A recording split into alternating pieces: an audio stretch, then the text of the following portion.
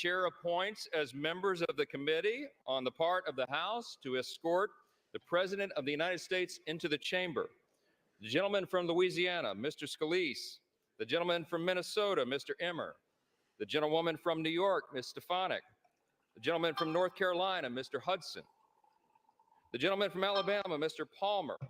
The gentleman from Utah, Mr. Moore. The gentlewoman from Michigan, Mrs. McClain. The House be in order. The House be in order. The gentleman from Oklahoma, Mr. Cole. The gentleman from Pennsylvania, Mr. Reschenthaler. The gentleman from Kentucky, Mr. Rogers. The gentleman from New York, Mr. Jeffries. The gentlewoman from Massachusetts, Ms. Clark. The gentlewoman, we are going through the roll call, but folks, how are we doing? Welcome one and all to the KOE Nation. No, not KOE Nation, Big Buckin' Empire tonight. Folks, I hope all of you are having a beautiful evening. We will be giving you full coverage and a watch-along party.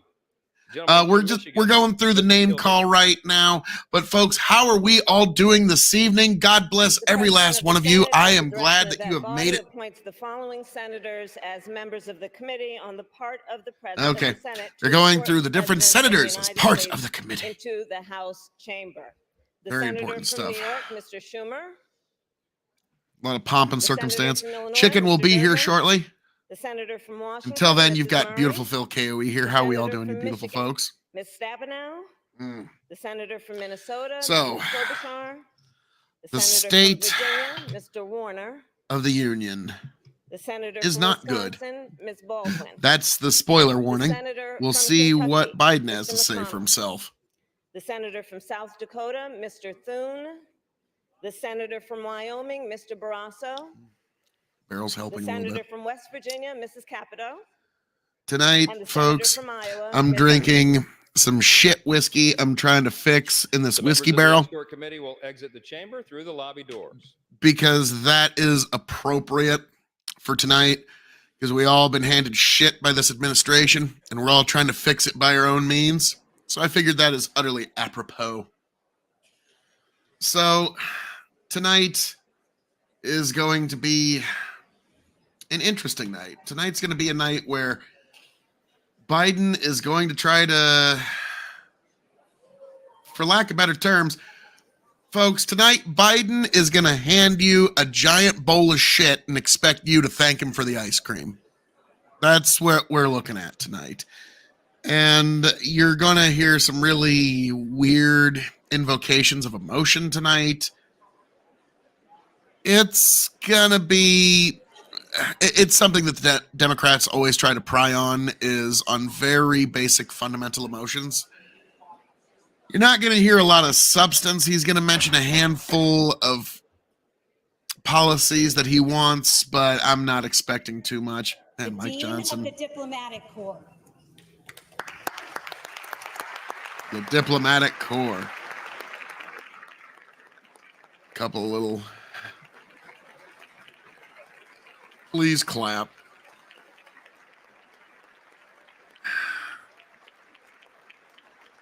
Yeah, they had to pull that back a little bit. I mean, it was the dean of the Diplomatic Corps. Come on. That was a guy in a suit and sneakers. Not like, I'll be honest. I'll put on my good wedding and funeral shoes for the State of the Union. I don't know if I'm showing up to Congress in sneakers. Boy, that's awkward. Kamala Harris and Mike Johnson definitely not making a lot of small talk. You'll notice that. There's not a lot of chatter there.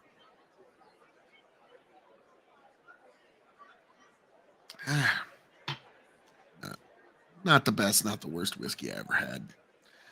And this speech. You know, when the people come in the white, when the Democrat women all come dressed in the white, I don't know what it's about, but I kind of get this weird Hunger Games vibe. I don't know how else to put it. I just kind of feel like they're the, yes, we are the most decadent sitting atop the empire. Look at our fabulous virtue signals, our signals of virtue. And we are now joined. The Chief Justice and Associate Justices of the Supreme Court. We got the Supremes. The supremacies. Better get that bump stock ban taken care of real quick. Well, they had You guys should to be deal home with taking care of that. they had to deal with stopping lawfare in this country first, so that was pretty important. And so, Oh my god, they're all like, "Woo!" Oh my god. now it's funny, as they were saying on C-SPAN here, that the president got delayed because of the ceasefire protesters. Yep. Now, like I said, Chicken, this is a little bit of a spoiler for an episode that's going to be dropping a little later, but folks on the left, if you do truly don't support what Biden's doing in terms of his response to Gaza, you really should follow your conscience. And and this is only for people on the left, only people who might potentially vote Biden, consider writing in ceasefire. It's probably the right thing to do. I hear it's really helpful. It's doing a lot. Every person that does that might save a life. Imagine. And if you don't do that, that means Not to be construed as actual voting advice. You might willingly be letting someone die, which you're pretty much a murderer if you don't write that in. In Minecraft. That's how I see it. Right. Yeah, it's like Chicken. Like, wow. Chicken's like, I've been on screen for like a minute. Let's get booted off before we're even done. Because fuck this speech. Fuck all these people. All of them are staring at a swamp of evil right now. So yep, like literally when Andrew Jackson said of den of thieves and vipers, we are looking at the den of vipers and the thieves. Correct. Now there's a couple of them. Where's Clarence? Where's Clarence? Clarence fucking snubbed the State of the Union. Good for him. Nice. Based.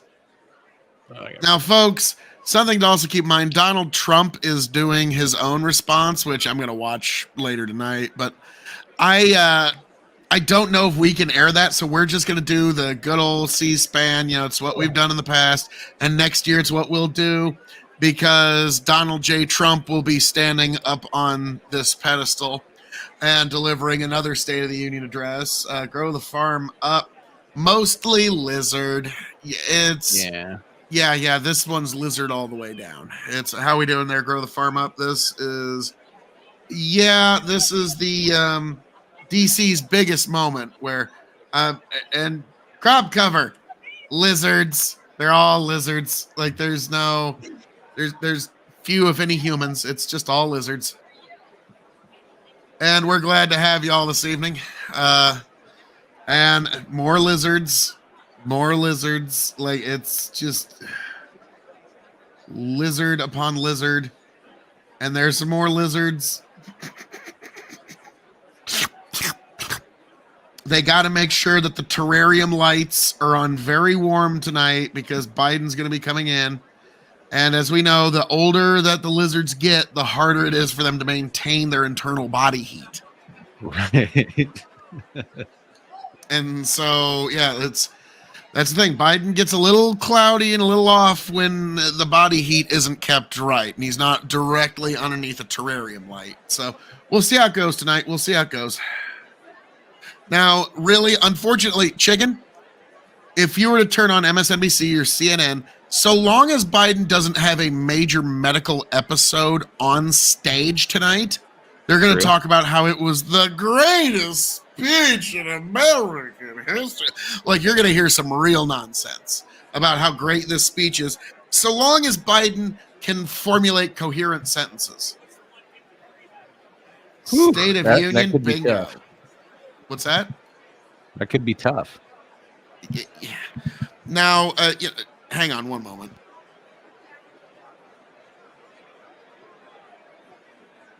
I will say, and I don't say this with hyperbole. I do wonder if Biden's team is giving him things like Adderall. because that's been known to Yeah. clear up the mind when you're having certain mental issues, like sometimes it can help with things like not to be construed as actual medical advice, but sometimes it can have the effect of temporarily clearing up the fog. So I wonder if they're strategically giving him drugs like that, if not that, something like that. I mean, you'd almost have to, if her report is to be believed at all, that they're already having to do something like this. So this is okay. Senator Lindsey Graham. Now, come on. When we take back the Senate next year, wouldn't I be a great Senate majority leader? Come on. Yeah. Look at my soft blue eyes. I just be come on, South Carolina. You know you love me. It's me, Lindsey.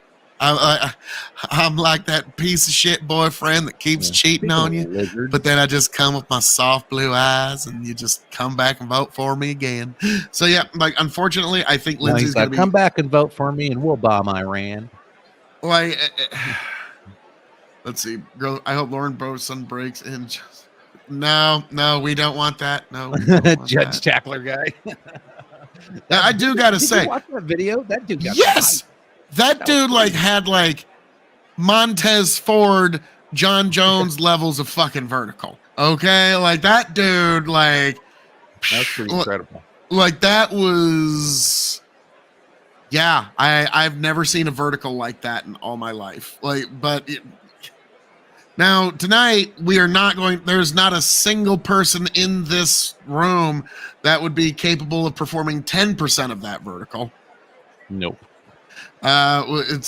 We are viewing right now on camera the most expensive nursing home in God's creation, and I'm not wrong. Think of how many people just hang on to power. They do a good job of it. That's the one thing I will say about everybody in that room. They know how to hold on to power. I remember in 2020, that was when we learned, shit, there really isn't a live forever serum. Both Rush Limbaugh and Ruth Bader Ginsburg died that year. If they had to live even 6 months more serum, they would have given it to one of those two. Are you kidding me? Somebody on the right, or definitely somebody on the left, would have done anything they could to give Ruth Bader another 6-8 months. So and there's Matt I found Gaetz. out their attempt at the live forever serum is just to let you go completely senile and keep you out of camera's view for several years. Yeah.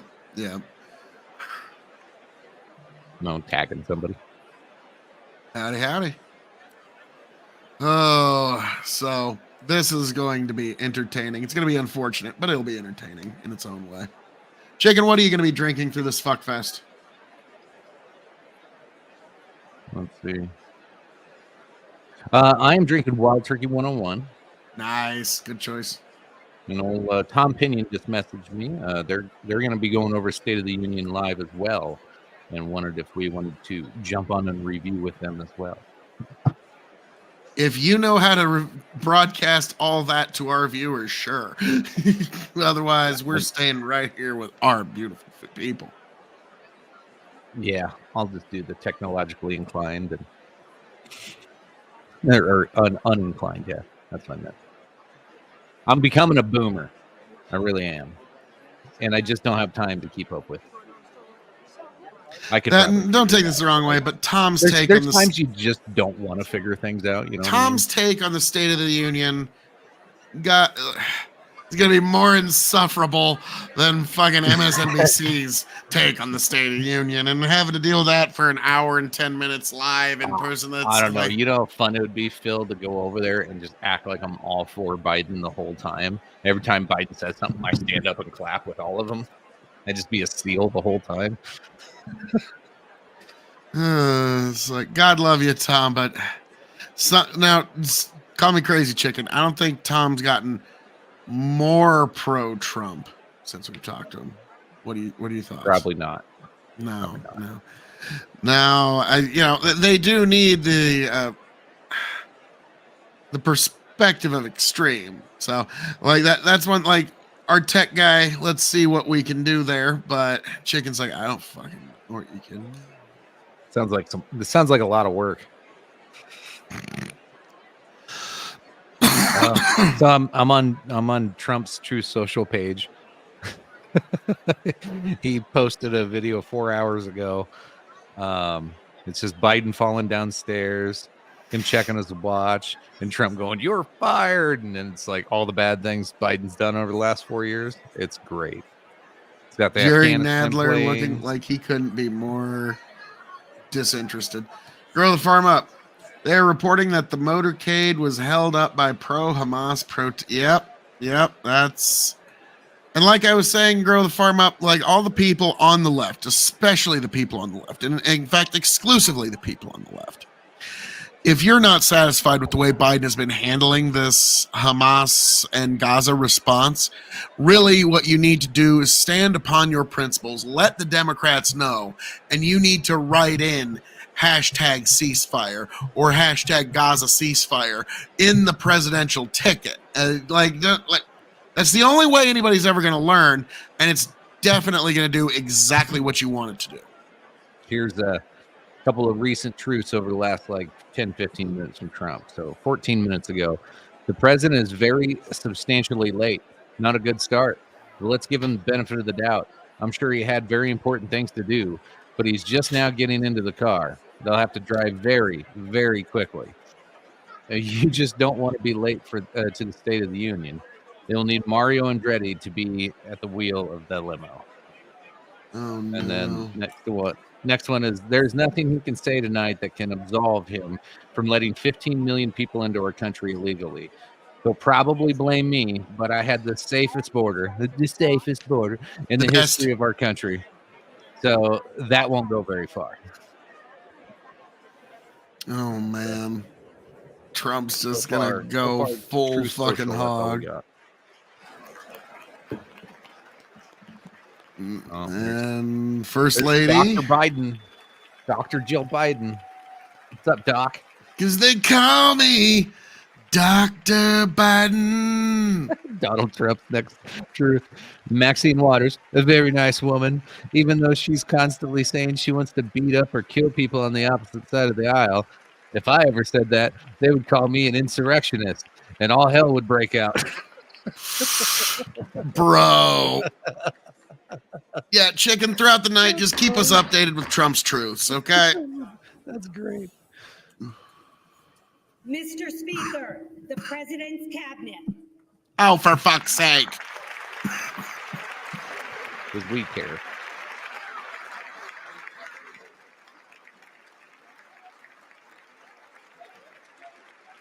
Now they're just stretching for time.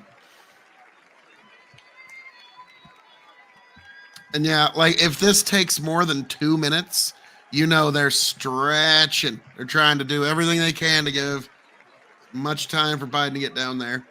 And he's probably watching it on a TV, flipping his shit right now, getting all stressed out and flustered, probably causing his blood to flow faster, which is going to make the alleged medication in his body burn up a lot faster.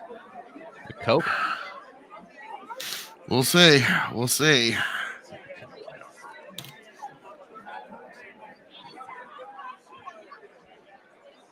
Didn't realize how bad my lighting was. I hadn't looked at myself yet.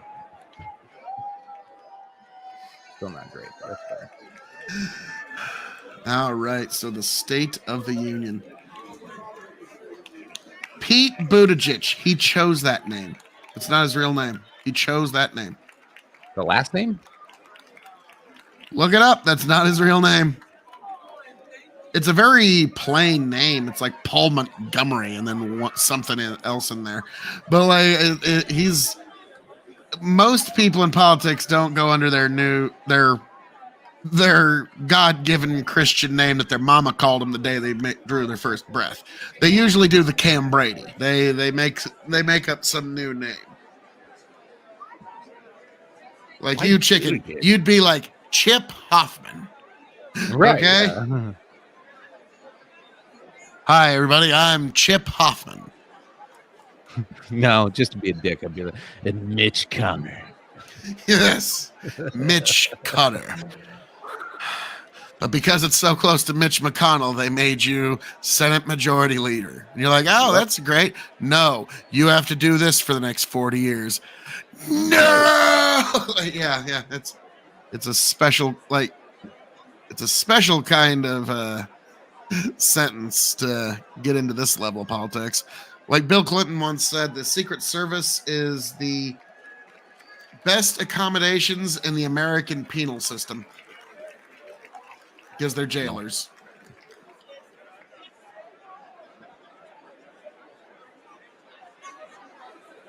Because, yeah, what normally happens is once you're elected president of the United States, the Secret Service walks into the room and goes, Mr. President, we'll be taking over from here. And whatever private security you had the minute before has now been dismissed.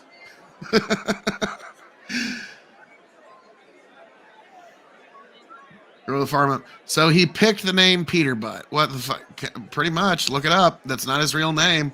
I don't know why he picked Pete Buttigieg of all things, but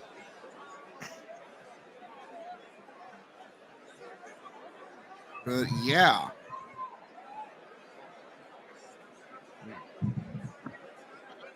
This damn hotel pisses me off. It keeps kicking me off the Wi-Fi.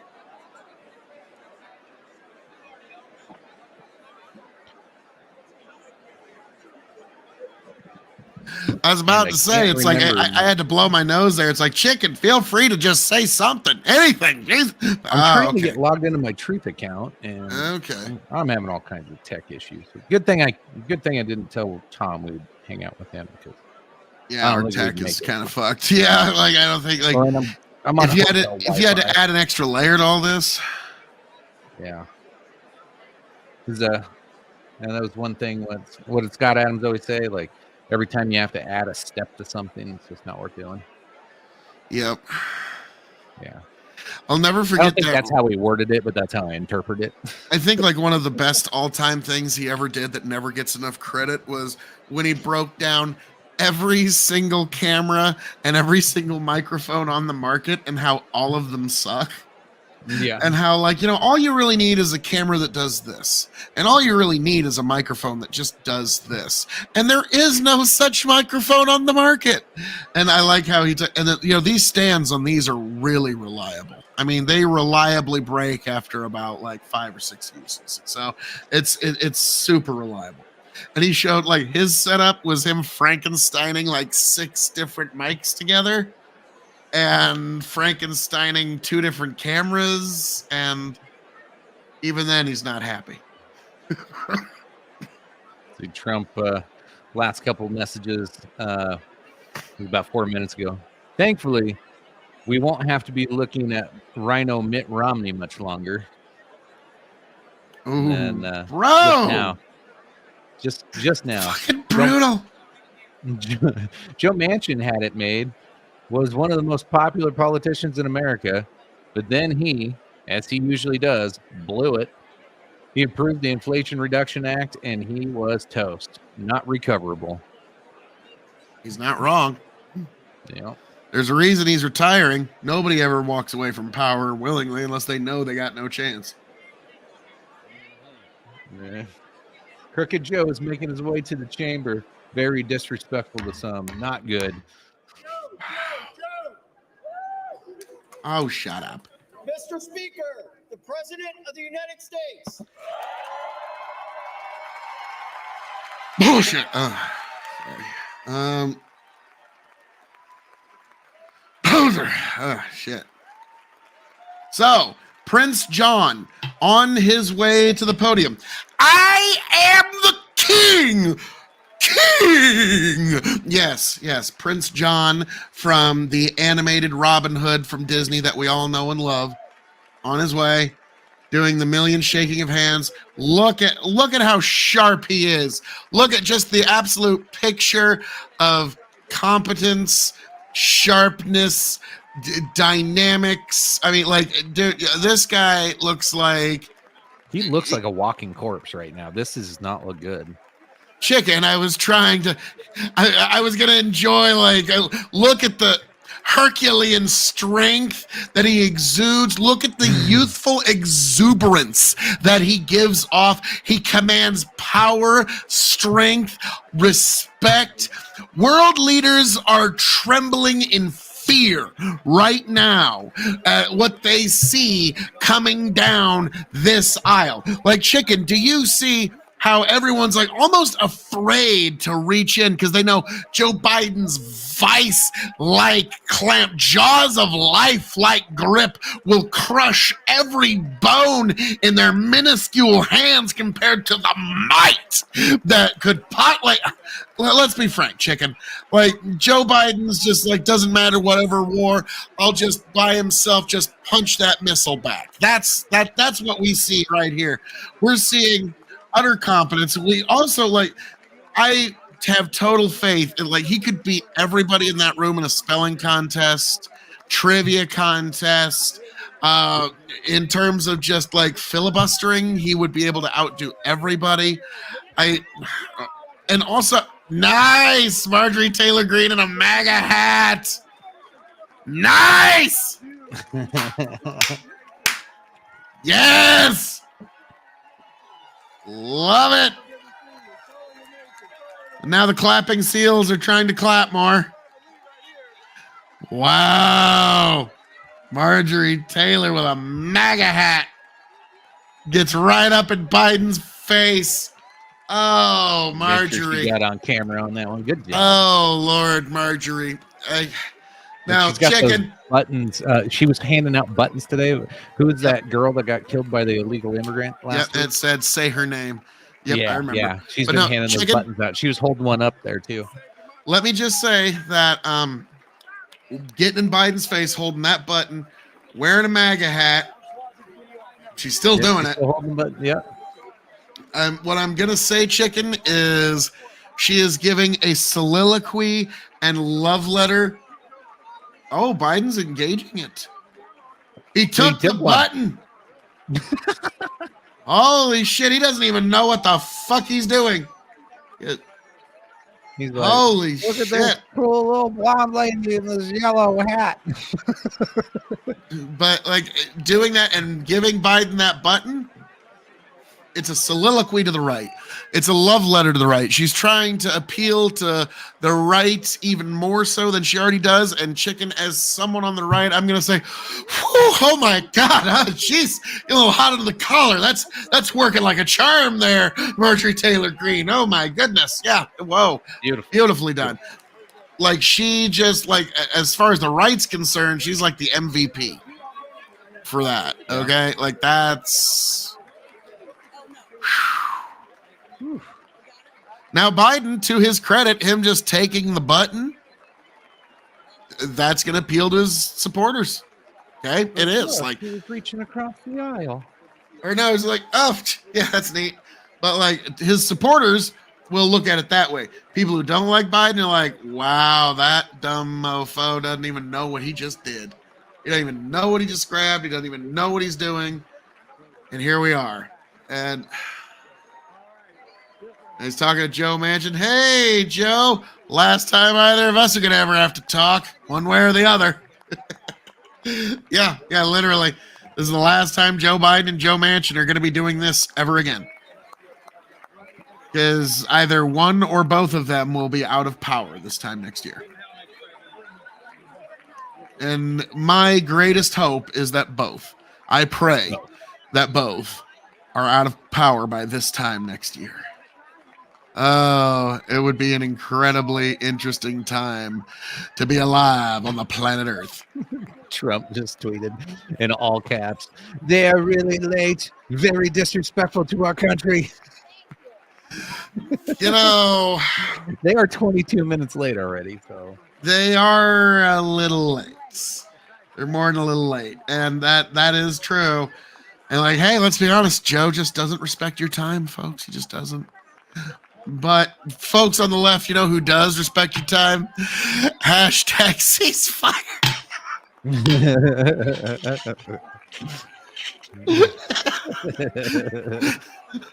I think we should do that over the next few weeks. I just like do these brilliant soliloquies for ceasefire. Oh my God, he just like kissed that black chick on the lips. Yeah, He laid it on her. they're like, Joe's going to catch something over the last like he's gotten so close to like hundreds of people. Yeah, there's like 6 people chanting 4 more years, and they're all Congress critters. What a shock. Yes. The only people that want him for 4 more years are the folks in that fucking room, and it's only some of them. And I don't think Clarence is there. I don't think so. He snubbed it and he said, fuck it, I don't ain't see going. Amy Coney Barrett either. Yeah, There's only 5 of them there. I think all the liberal justices. Well, I don't know. Maybe one of the liberals didn't make it. Oh God. Look out behind you, Joe. Joe, run! She's going to pick your pocket. The worst goddamn lizard person in the world right behind you. I was about to say, the lizard queen. Obey me. Yeah, she is now spraying the obedience pheromones about the lizard chamber, so all in the terrarium know to be docile and obedient for the next 40 minutes.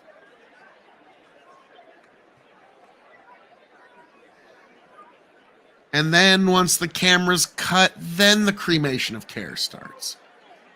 In Minecraft, in a video game. Everyone's like, that's a different place. If you know, then you are a little bit better educated than you want to pretend you are. Hey, Joe, could you maybe wander your way up to the stage? He's probably only, like, this is probably also to cover for the fact that the speech isn't going to be very long. He's probably only got about 30 minutes written. I'm guessing, think about it. This dude's probably only got a year or 2 left in anything. So this is probably like the most excitement he's going to have before the end of his life. So yeah, you're right. This is kind of this is Joe Biden's swan song. That's what we're watching right now. This will be like, regardless of whatever fucking happens, this is it. This is as much as you're going to get from Joe going forward. Now, you know Mike Johnson's not going to rip his speech because he's not a fucking dumbass. Hello. Want to turn up just a little bit, chicken? Yep. Here. Folks at home, let us know if this is too loud for you. Yeah, let us know at home if it's loud enough or too loud.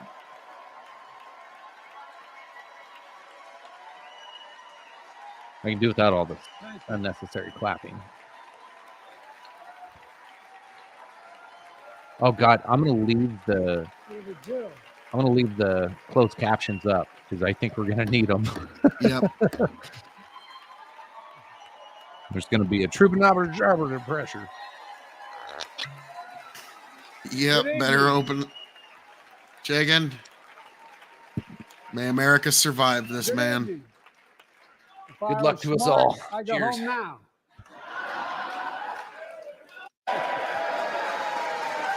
If I were smart, I'd go home now. Mr. Speaker, Madam Vice President, members of Congress, my fellow Americans. In January 1941, Franklin Roosevelt came to this chamber to speak to the nation. That's He Putin's said, gimmick. I address you at a moment unprecedented. Hopefully he in the goes history of faster the than Union. Putin. Hitler was on the march. War was raging in Europe. President Roosevelt's purpose was to wake up Congress and alert the American people that this was no ordinary time. Freedom and democracy were under assault in the world.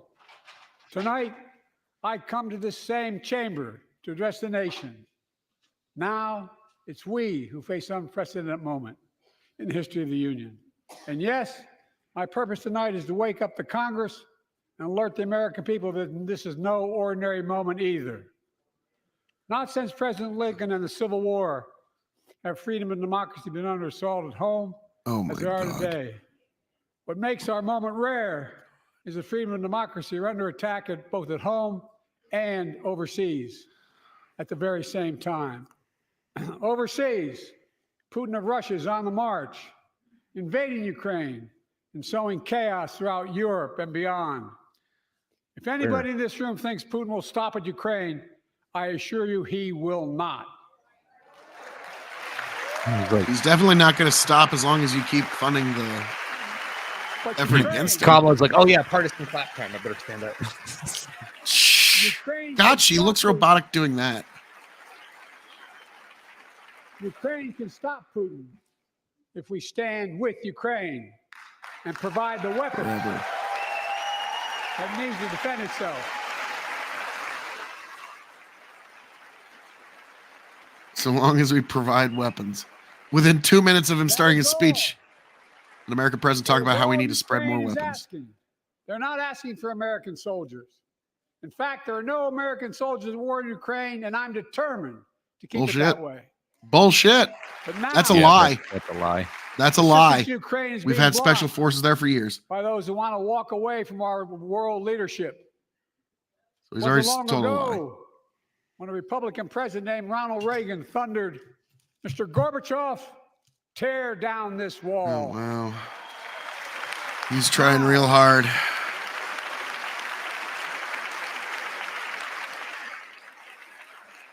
Now my predecessor, a former Republican president, tells Putin, quote, "Do whatever the hell you want." That's a quote. A former president actually said that, bowing down to a Russian leader. I think it's outrageous, it's dangerous, Yeah. and it's unacceptable. Not the first time Biden's taken Trump out of context. He believes the fine people hoax, so. He believes that he couldn't find his wife the other day, which is like, You know, God fucking forbid we have peace in this world. Jesus Christ. As a founding member of NATO, the military alliance of democratic nations, created after World War II to prevent war and keep the peace. It's been doing Today- a bang up job. We've made NATO stronger than ever. Welcomed Finland to the alliance last year. oh yes, fucking super strong now. Just this morning, Sweden officially joined, and their minister is here tonight. Come here, stand up. Man, nothing like the Welcome. what the old Viking states that have less population than Omaha. Don't you always love the smile of the guy that doesn't speak your language?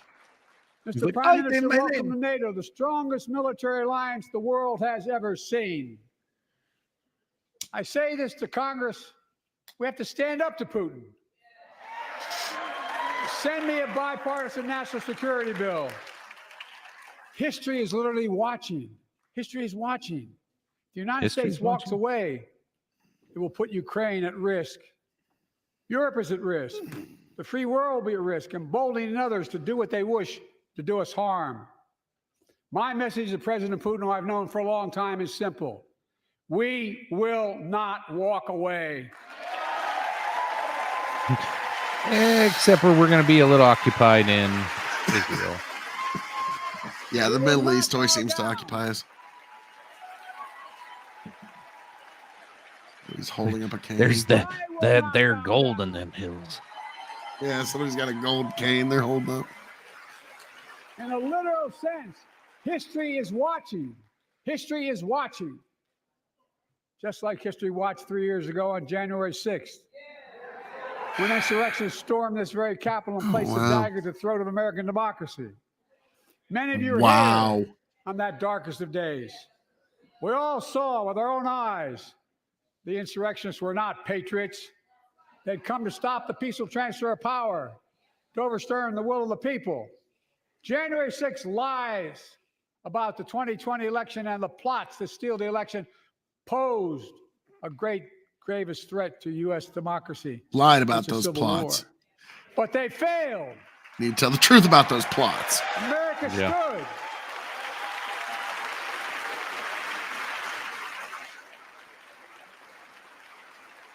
America So he's stood just strong. Calling half the And country. democracy prevailed. We must be honest. The threat to democracy must be defended. My predecessor and some of you here seek to bury the truth about January 6th.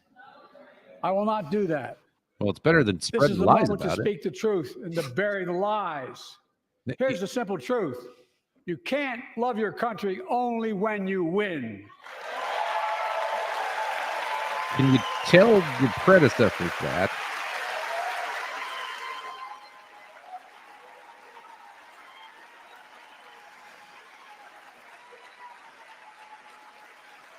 Now the canned applause. They're all about to get mad in November. I ask all of you, without regard to party, to join together and defend democracy. Remember your oath of office to defend against all threats, foreign and domestic. Respect free and fair elections. Restore trust in our institutions. Are you And fucking make kidding clear me? political violence has absolutely no place in America, zero place. Like, we all know what he's implicitly saying there. Again, Saying Trump Get in line. is the threat. it's not hyperbole. Domestic. Yes, history is watching. We're watching. Your children and grandchildren will read about this day and what we do. History is watching another assault on freedom. Joining us tonight is Latoya Beasley, a social worker from Birmingham, Alabama. 14 months ago, she and her husband welcomed a baby girl thanks to the miracle of IVF. She scheduled treatments to have that second child. The Alabama Supreme Court shut down IVF treatments across the state, unleashed by a Supreme Court decision overturning Roe v. Wade. Smart of them to go after the She was IVF told thing. her 'Cause dream that would was have to pretty wait. rough for. What That her was pretty family rough got for through should never Republicans. have That was kind of a happened. bad call. Unless Congress acts, it could happen again. So tonight, let's stand up for families like hers. To my friends across the aisle, don't keep this waiting any longer. Guarantee the right to AVF. What Trump said 5 minutes ago. Who kissed him on the cheek with lipstick? Now he's got lipstick on his face. How stupid of her.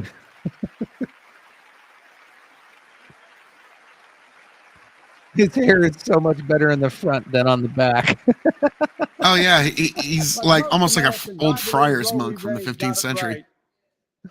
I thank Vice President Harris for being an incredible leader defending reproductive freedom. So much more. What did she do? Nothing.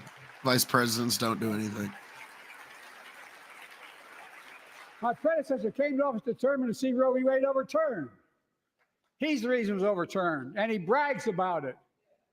Look at Don't the give him credit. chaos that has You resulted. dumbass. Joining us tonight is Kate Cox, the wife and mother from Dallas. She's become pregnant again and had a fetus of a fatal condition.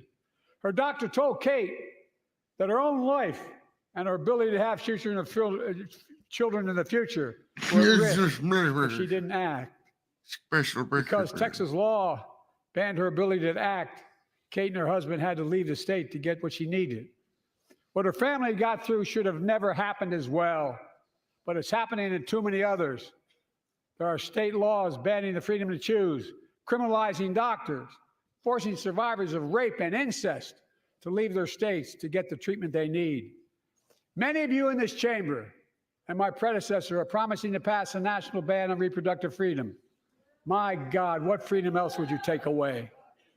Look, it's a decision to overturn Roe v. Wade. The Supreme Court majority wrote the following, and with all due respect, justices, women are not without electoral power. Electoral or political power. You're about to realize just how much you're right about that.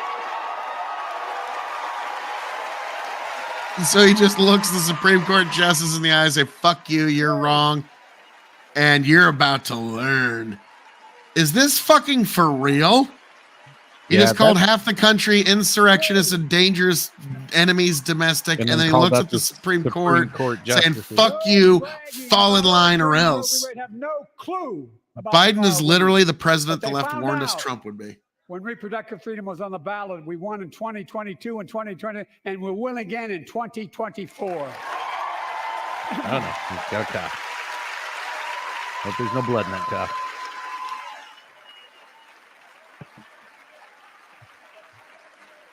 If you, the American people, send me a Congress that supports the right to choose, I promise you, I'll restore Roe v. Wade as the law of the land again. He does seem like the Adderall is just flowing right now.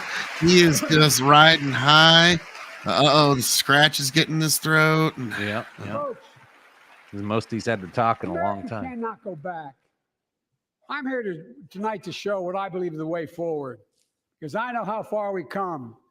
4 years ago next week, before I came to office, the country was hit by the worst pandemic and the worst economic crisis in a century. Remember the fear, record losses? Yeah, you Remember the helped stoke spikes in that. crime and the murder rate, raging virus that took more than 1 million American lives, of loved ones, millions left behind. A mental health crisis of isolation and loneliness. That you caused. A president, my You predecessor, specifically, failed but your the most party. basic presidential duty that he owes to American people, the duty to care. I think that's unforgivable. I came to office determined to get us through one of the toughest periods in the nation's history. We have. It doesn't make news in 1,000 cities and towns. The American people are writing the greatest comeback story never told. We never had to, never should have had to have a comeback story. Being Well, let's tell forced the to have story to here. rise out of fucking Tell it the here and hole now. that we were put in. America's comeback is building the future of American possibilities. And then he's going to take credit for building an the people economy that from the made middle that out and the comeback. bottom up, not the Fucking top asshole. down. Investing in all America, in all Americans, to make sure everyone has a fair shot. We leave no one behind. The pandemic no longer controls our lives. The vaccine that saved us from COVID Yeah, are totally. now being used to beat cancer, turning setback into comeback. That's what America does. The vaccine's being That's used to what beat America does. cancer. The mRNA vaccine has been used as it's in trials for a certain kind of cancer. I inherited a continent It's on the brink. it's not quite what he said. Now our but economy it's is maybe the hopeful. envy of the world. Maybe the cancer attacks those 15 big million new strings jobs of in goop just that's in your 3 blood years. then. A record. Unemployment at 50-year lows. 16 million Record jobs, 16 so million 3 million Americans are people starting working small 3 jobs. businesses, and each Yeah. one is a literal act of hope. Yeah, but he's not bringing up the Historic 38 job growth trillion. and small business growth for Black and Hispanics notice and Asian that. Americans. 800,000 new manufacturing jobs in America and counting. And he's going to be spending about $1 trillion almost every month going forward. In the world. We are. We will. More people have health insurance today. More people have health insurance today than ever before. Because you get fined if you don't. The racial wealth gap is as Thanks a small as bomb. it's Sure been in about 20 that, but- years. Wages keep going up. Inflation keeps coming down. Inflation has dropped from 9% to 3%, the lowest in the world and tending lower. Add that to the 9% last year and then 8% the year before that. So technically it's like 21%. But okay. And now, instead of importing foreign products and exporting American jobs, we're exporting American products and creating American jobs right here in America, where they belong. I'm sorry. I thought this was America. And it takes time, but the American people are beginning to feel it. Consumer studies show consumer Oh, no, they've confidence been is feeling it. soaring.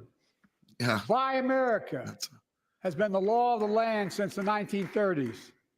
Past administrations, including my predecessor, including some Democrats as well in the past, failed to buy American.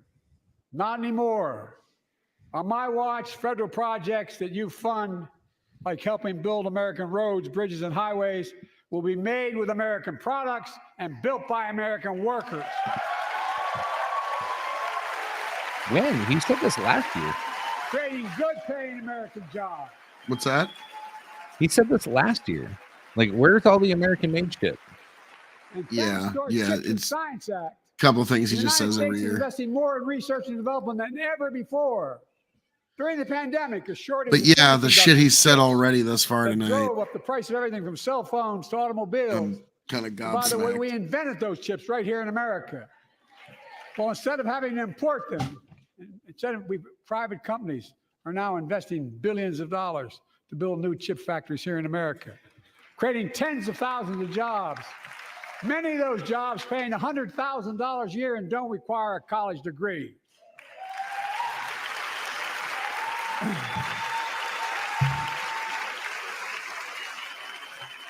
In fact, my policies have attracted $650 billion in private sector investment. in clean energy, advanced manufacturing, creating tens of thousands of jobs here in America.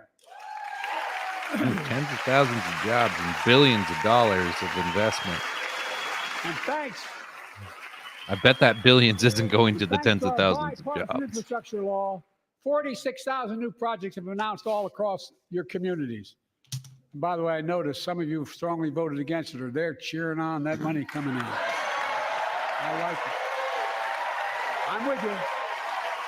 I'm with you. Oh yeah, they're all like, print more. We want more If any printed of you money. don't want that Yay. money in your district, Please, just let more me know. money. Print a little more, please. Modernizing our roads and bridges, ports and airports, public transit systems. Removing poisonous lead pipes so every child can drink clean water without risk of brain damage.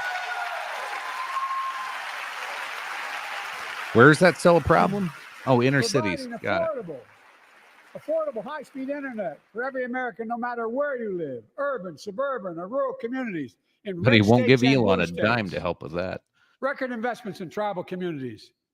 Because of my investment in a family farm. Oh my fucking god. Like what investment Because in I family invest in a farming? family farm is led by my Secretary of Agriculture, who knows more about this than anybody I know. We're better able to stay in the family for those farms and their children and grandchildren won't have to leave home to make a living. It's transformative. The great comeback story is Belvedere, Illinois.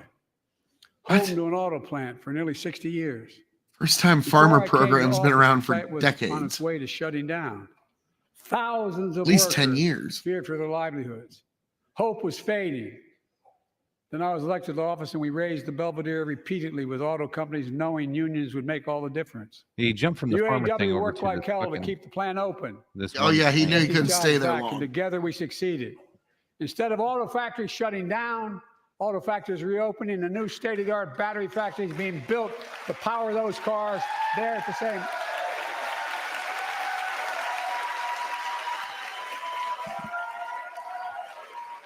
See, we get some updates from Trump here. I'll try to sneak in. The folks of Belvedere, I say, instead of your town being left behind, your community is moving forward again. Because instead of watching auto jobs in the future go overseas, 4,000 union jobs with higher wages are building the future in Belvedere right here in America. Donald Trump posted, interesting that Romney and Manchin are sitting together and nobody wants to talk to them. I think they make a great no-labels team. Here tonight is UAW President Sean Fain, a great friend and a great labor leader. Sean, where are you? Stand up. Putin only invaded Ukraine because he has no respect for Biden. He would never have happened under Trump administration. And 4 years. Dawn- For my 4 years, it didn't happen. And Dawn Sims, a third generation worker, UAW worker at Belvedere. Sean, I was proud to be the first president to stand on the picket line. And today, Dawn has a good job in her hometown, providing stability for her family and pride and dignity as well. Showing once again, Wall Street didn't build America. They're not bad guys. They didn't build it, though. The middle class built the country, and unions built the middle class. And Trump, last one said, no, I said NATO has to pay its bills, and if it doesn't pay its bills, we're not going to protect you. The money came pouring in. Under other presidents, I say NATO to the was American broke. People, when America gets knocked down, we get back up. We keep going. That's Now, America. Mike Lee to his, or no, Mike Johnson. Wow, I was off there. Mike Johnson to his. It's because of you Credit. America's coming back. It's because of Have you. you seen our him future stand is up bright. yet? It's because of you. No, I That seen him tonight, clap once, we and that can was proudly for sending say bombs to The Ukraine. state of our It's union is disappointed me a little strong bit. and getting stronger. I think he stood up one time for something very bipartisan, but other than that, he's stayed tried and true. I like this guy. He understands who put him there.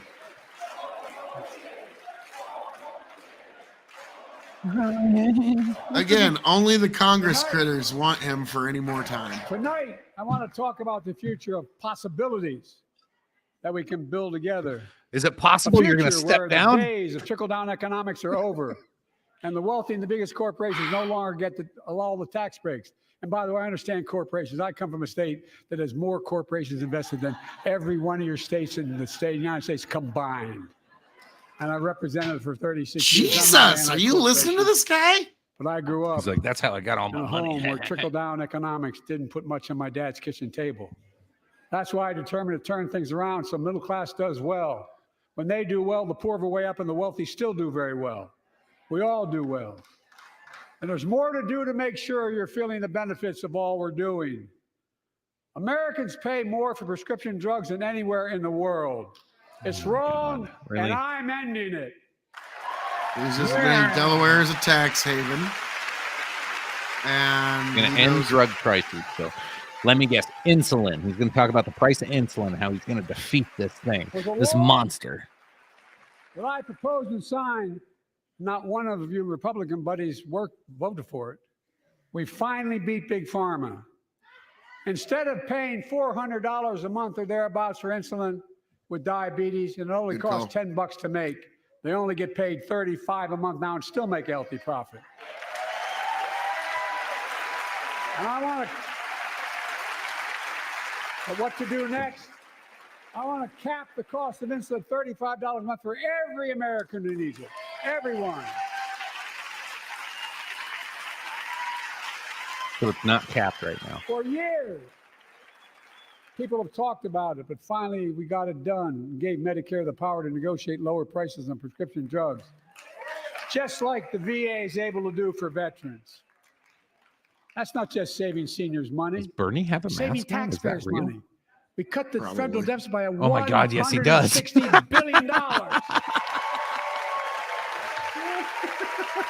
How much did that mask cost him? He's a billionaire now, isn't he? At least a millionaire. This year, Medicare is Doesn't talk about them lower no more. prices for some of the costliest drugs on the market that treat everything from heart disease to arthritis. It's now time to go further and give Medicare the power to negotiate lower prices for 500 different drugs over the next decade. They're making a lot of money, guys. And they want in. I for one, do not trust that he is actually trying to defeat Big Pharma. There's something else. Save taxpayers another $200 billion. I have a feeling it was like, hey, how much you make on that vaccine? Can you just like help me out with this? On Medicare at $2,000 a year, even for expensive cancer drugs that cost $10,000, $12,000, $15,000. I want to cap prescription drug costs at $2,000 a year for everyone. $2,000 a year for drugs is still a lot. How long is that going? I'm going to get in trouble for saying that, but anyone to get an Air Force One and fly to Toronto, Berlin, Moscow, even Moscow, probably. Oh, you saying Moscow is better? And bring your prescription with you, and I promise you I'll get it for you for 40% the cost you're paying now. Same company, same drug, same place.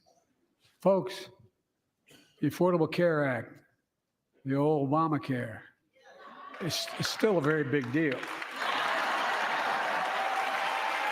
The old Obamacare. Still a terrible deal.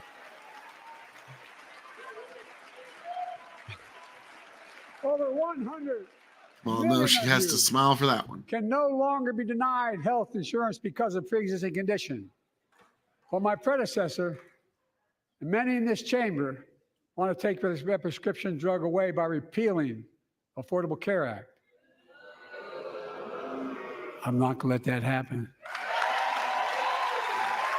We stopped you 50 times before and we'll stop you again. Trump. In He is fact, so I'm not angry only and protecting crazy. it, I'm expanding it. Crop enacted cover. tax This is credits painful. of Throw the farm $800 up. per person I want per to cap year the cost of to reduce living healthcare at costs for women and $2,000 working for families. everyone. Is That Biden tax for credit America? expires next year. I want to make that savings permanent.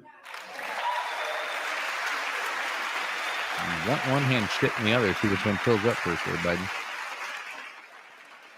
To state the obvious, women are more than half our population, but research on women's health has always been underfunded.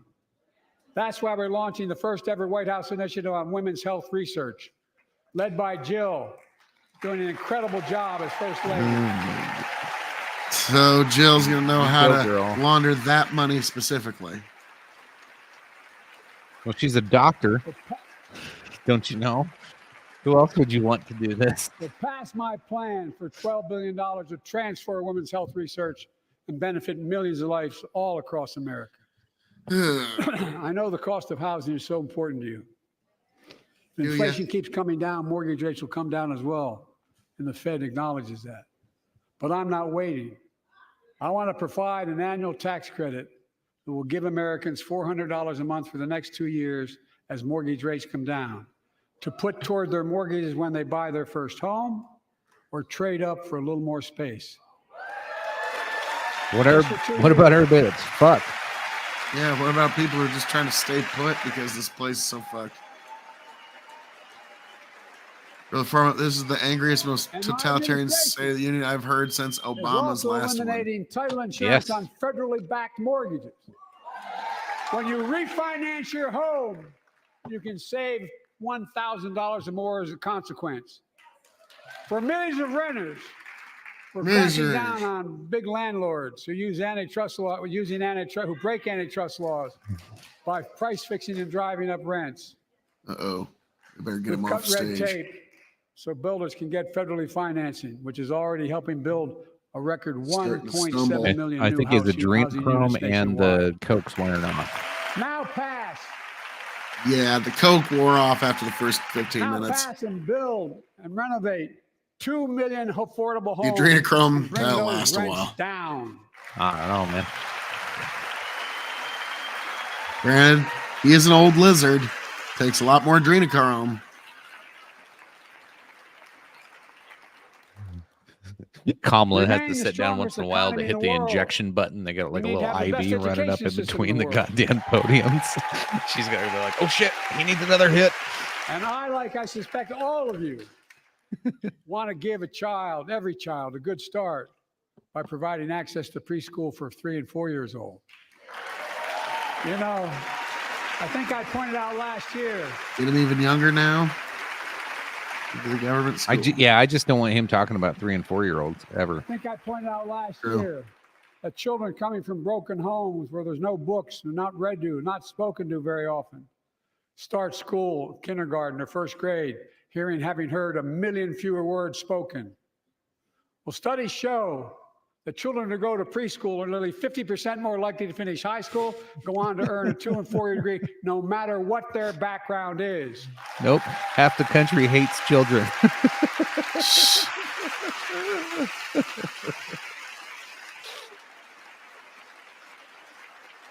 I met a year and a half ago with the leaders of the Business Roundtable.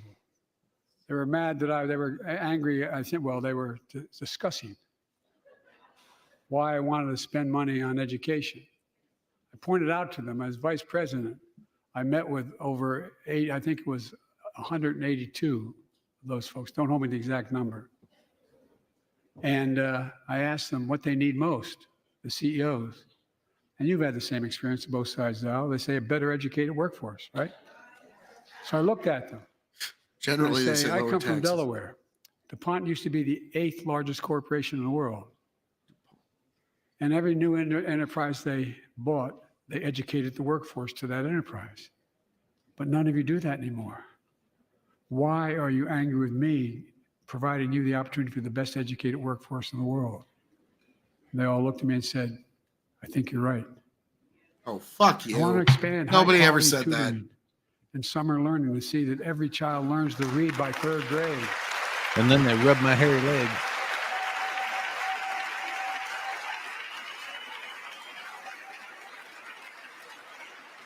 I'm also This is the connected kind of with guy who local complains businesses about and his schools. neighbor's lawn being 4 So millimeters students get too hands-on tall, experience dumping and path to money good that paying doesn't jobs, exist into the whether or not economy. they There's go no to way to college. fix it. More And I people have want to to get make back sure to the work. college is more affordable. Let's continue increasing the Pell Grants to working and middle-class families and increase record investments. Really And fun. HBCUs, I got to turn this off, start and drinking and down a minority-serving bottle of institutions, NyQuil and see if I can including get through Hispanic this. institutions. Oh my God, this is a simulation of a simulation. And I was told I couldn't Yeah, this is universally pain. just change the way in which we dealt with student loans.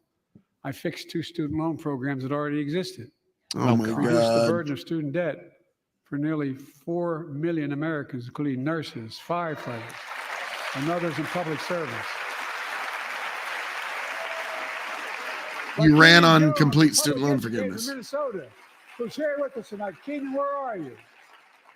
Keenan, thank you. He's educated hundreds of students so they can go to college.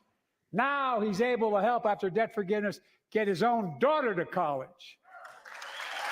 Man, I wish I would have ran myself into debt knowing that this old kook would have just wiped it clean. Folks, look, Oh, wait. That such wasn't relief is good really for the happening. economy because folks are now able to buy a home, start a business, start a family. How? While we're at it, I want to give public school teachers a raise. Well, I mean, every Democrat says that. And in some instances, like, really, he's not wrong, but, like, if you just got rid of the teachers' union, they would automatically get a raise. True, By the way, the but first couple the of years union's cut- too useful to Democrats. Now, Oh, let me it'd speak be so to the great if question there of was no fundamental teacher union. fairness for all Americans. You know, locally funded I've been teachers would delivering be. real results in fiscally responsible ways. We've already cut the federal deficit. We've already cut the federal deficit over $1 trillion. I signed the bipartisan deal. Cut serious? another $1 trillion in the next decade. You're not talking about the 38 My trillion? goal to cut the federal deficit another $3 trillion by making big Oh, we cut it corporations and give it very to fucking finally beginning to Ukraine, pay their or- fair share. It's a plan to cut it. It's never going to happen. Ah. We're at 38 Ah. trillion now, folks. We plan to cut $1 trillion and then give it to another country. In like I'm a 10 capitalist. years. You want to make or can make a million or millions of bucks, that's great. Just pay your fair share in taxes. A fair tax code is how we invest things to make Gasbro this country says, great. Give teachers a Healthcare, raise. education, defense, Haven't and so much Dems been more. saying that for 20 Here's years? the deal. The last administration enacted a Hurts my $2 trillion already tax frail cut. brain. Yeah, it hurts us all. Overwhelmingly benefit the Hurts us top all. 1%, It's painful. the very wealthy, and the biggest corporations. And Yeah, this is not exploded very the inspiring. federal deficit.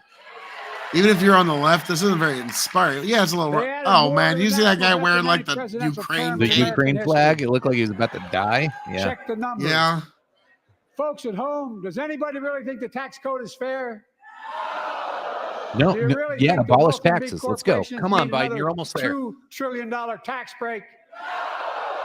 I sure don't.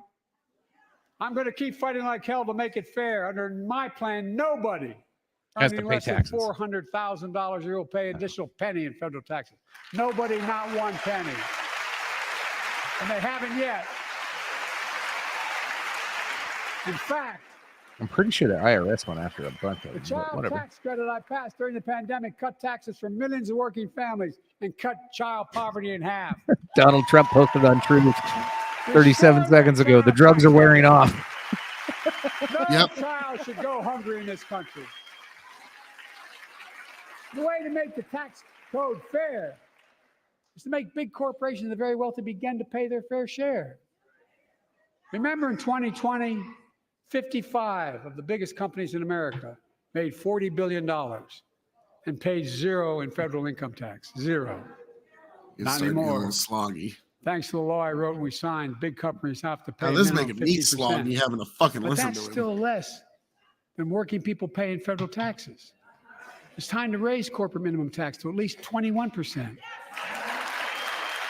That's less than I pay in taxes, you So prick. his big idea of tax So relief is to every raise big corporation taxes. Finally begins to pay their fair share.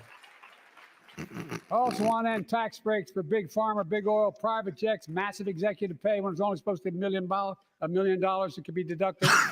They can pay them $20 million if they want, but deduct $1 million. End it now. You know, there are 1,000 billionaires in America. You know what the average He federal looks over tax at is for Bernie. those billionaires? No. They're making great sacrifices, 8.2%. That's far less than the vast majority of Americans pay. No billionaire should pay a lower federal tax rate than a teacher, a sanitation worker, or a nurse. So lower everyone's taxes to 8%. That's what I'm saying. Like, Why isn't that the fucking plan? Why does jealousy only ever benefit Minimum you? tax Why doesn't it ever benefit us? 25%, just 25%. You know what that would raise? That would raise $500 billion over the next 10 years. And we give it all to Imagine what they could Ukraine. do for America. Yeah. Imagine a future with affordable Like $500 billion over the next 10 years? They need to go Who to work, fucking help the cares? economy. You're spending $1 Imagine trillion a like future every paid 2 leave, months. because no one should have to choose between working and taking care of their sick family member. Fuck. Imagine the future of home care and elder care and people living with disabilities so they can stay in their homes and family caregivers can finally get Sadly, the pay that's they going to be a deserve. big problem in 20 years Tonight, that we are not Let's prepared all to deal agree with. once again What's that? to stand up for seniors. Health care for seniors. 20 Many years of from my now, friends it's already a on the problem other today. side It's of going aisle to want get to put really Social fucking Security on bad. the chopping Been a block. problem There's for. We're going to let Anyone here people, tries old to cut people, Social just die Security, here pretty Medicare, or soon. raise the retirement age, I will stop you.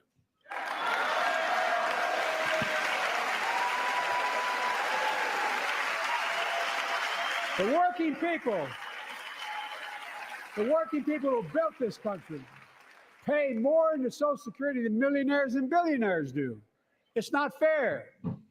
We have two ways to go. Republicans can cut Social Security and give more tax breaks to the wealthy. That's the proposal. Yep, grab Oh, no. cover. You guys don't FJB. want another Fuck Joe $2 trillion Biden. tax cut? I kind of thought that's what your plan was. Well, that's good to hear. You're not going to cut another $2 trillion for the super wealthy. That's good to hear. I'll protect and strengthen Social Security and make the wealthy pay their fair share. And then get them all to put their money elsewhere outside the country. Leave our economy. Grow the farm up. Hey, many spending a nickel a day less is going to add up Raise prices to the average American family after 450 years. charging more and more for Spent like less and 500 less. less or something. That's why we're cracking down on corporations engaged in price gouging and deceptive pricing, from food to healthcare to housing. In fact, the snack companies think Great. you won't notice. Price controls are coming, changed folks. Oh, the guess size what? of the bag Bags are and put a hell of a smaller. lot fewer. There's no chips. Same size bag. Put fewer chips in it. No, I'm not joking. It's called shrinkflation. Pass Bobby Casey's bill and stop this. Okay, instead of having a smaller bag of chips at $4 or $5, keep the same bag of chip. Put more restrictions on the company, and then it'll be a $9 bag of chips. It'll be the same size bag. Damn it! Commercial on Snickers bars. Don't give me less chips. You get Just you raise get the price charged like the same everybody else amount, does. and you got about 10% fewer Snickers in it. Now he's talking about Look. Snickers. I'm also getting rid of junk fees, those hidden fees. Yeah, he's At not the going to end go of your after bill, 29% credit card interest rates. Biden But he's like, administration instead of that announced recurring credit card $50 you have to late pay fees once a year for your credit card, $32 no, to will $8. no only be $8. He's getting rid of now. the junk, like Babylon Bee, so he's getting rid of the junk fees Banks for and credit any card illegal companies immigrant he flies in. are allowed to charge what it costs them to instigate the collection. These And things that's don't more a hell of a lot, add like up. $8 and 30 some dollars. Shrinkflation. They don't the like new it. Bidenomics. Credit card companies don't like it. They And I'm love it. saving American It's their interest families rates are at $20 29% billion now. a year with all the junk fees I'm eliminating. Wouldn't they just raise the interest rate to make up for it, you Folks at fucking home. retard? That's why the banks are so mad. It's $20 billion in profit. I'm not stopping there. My administration has proposed rules to make cable, travel, utilities, and online ticket sellers tell you the total price up front so there are no surprises. Oh man, It Biden matters. totally got fucked over when he was It ordering matters. those Taylor Swift tickets. And so does this. In November, my team began We gotta serious do negotiations something with a about this. bipartisan group of senators. The result was a bipartisan bill with the toughest set of border security reforms we've ever seen. Oh, you don't think Republicans so? are like, no, fuck you. Oh, you don't Don't like even. that bill, huh? That conservatives got together and said it was a good bill? I'll be darned. That's amazing. That bipartisan bill would hire 1,500 more security agents and officers, 100 more immigration So he's judges. arguing with tackle the crowd. backload of 2 million cases, This is bad. 4,300 more asylum officers, and new policies so they can resolve cases in 6 months instead of 6 years now.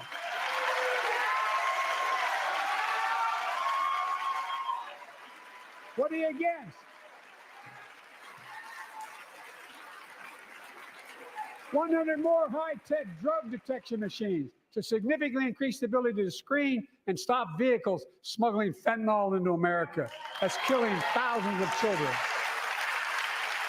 So another way to look into your car and effects without your consent. Yep. They've also given me and any new president new emergency authority to temporarily shut down the border when the number of migrants at the border is overwhelming. The Border Patrol Union has endorsed this bill. The Federal Chamber of Commerce. Trump tried to do that for 4 fucking years. No, look at the facts. I know you know how to read.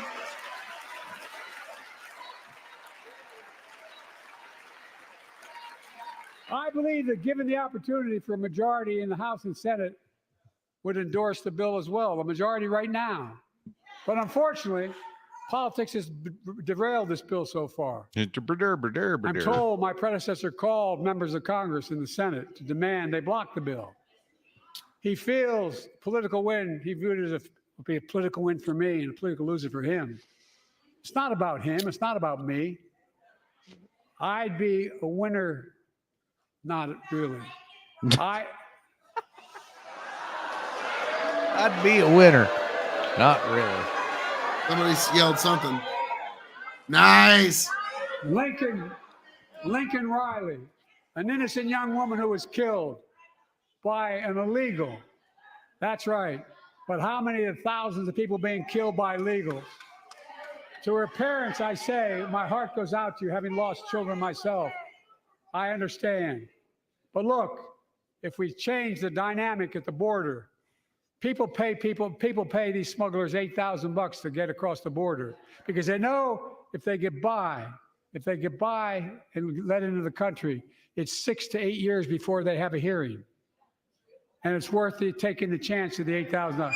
But if it's only 6 weeks, the idea is it's highly unlikely that people. Oh man, he had a chance there to really do something. He fumbled. I thought he was like, I thought that was actually really good to go into the Lincoln Riley thing. He almost had something there. Yeah, he fumbled it though. Like, it wasn't terrible, but it didn't go as good as he thought it was. Yeah, God, he almost, like, if his mind was a little sharper, he could have done something. Yeah, he could have spun that back. 1990s Joe Biden could have made that something better. And if my predecessor is watching, instead of paying politics and pressuring members of Congress to block the bill, join me in telling the Congress to pass it. We can do it together. But that's what he apparently hears, what he will not. True gas. I will not demonize immigrants saying they are poison in the blood of our country. God, sounds like somebody might, know something a little bit about business there, gas break. Separate families. A little ROI, a little bit of investment, get the money flowing a little bit. God. Unlike my predecessor on my first day in office, I introduced a comprehensive bill to fix our immigration system. Take a look at it. It has all these and more. Unfortunately, we needed to determine who was trafficking. We were doing that because it implied there was a worse option. My predecessor, right? I know who we are as Americans. We're the only nation in the world with a heart and soul that draws from old and new. Home to Native Americans, and ancestors have been here for thousands of years. Home, just like me. People of every place, from every place on earth. They came freely. Some came in chains. Some came when famine struck, like my ancestral family in Ireland. No, you don't. Some to flee persecution, to chase dreams that are impossible anywhere but here in America. He's wrapping That's up. America. And we all come from somewhere, but we're all Americans. We all come from somewhere. We're all Americans.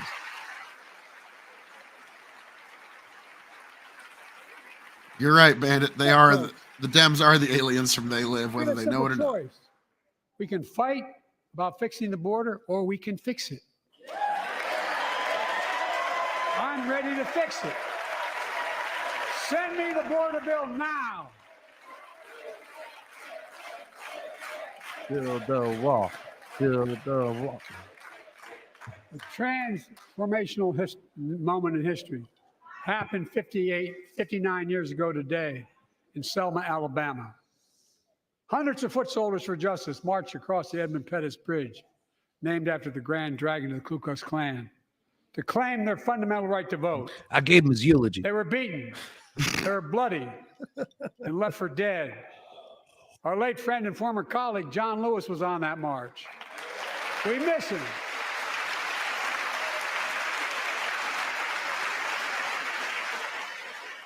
Yeah. Bandit called it. Joining us tonight. Fucking called it. All right. Bandit. Marches, both in the gallery and on the floor. I gotta give him credit on that one. Fikes, known as the voice of Selma, the daughter of gospel singers and preachers. She sang songs of prayer and protest on that bloody Sunday to help shake the nation's conscience. 5 months later, the Voting Rights Act passed and was signed into law.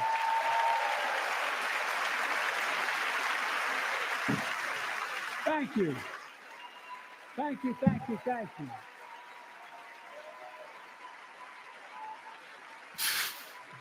Gotta give credit on Bandit there. Like, he called it like just to the minute. Yeah. Well done. And But 59 years later, their forces taking us back in time. Voter suppression, election subversion, unlimited dark money, extreme Projection. gerrymandering. John Lewis was a great friend to many of us here. Wouldn't it be great if it was like But if you truly WWE? wanna Everybody's like, honor him, what? And all What? those who march with him, What? then it's time to do more than talk. we're getting Pass close. the Freedom to Vote Act, the John Lewis Voting Right Act.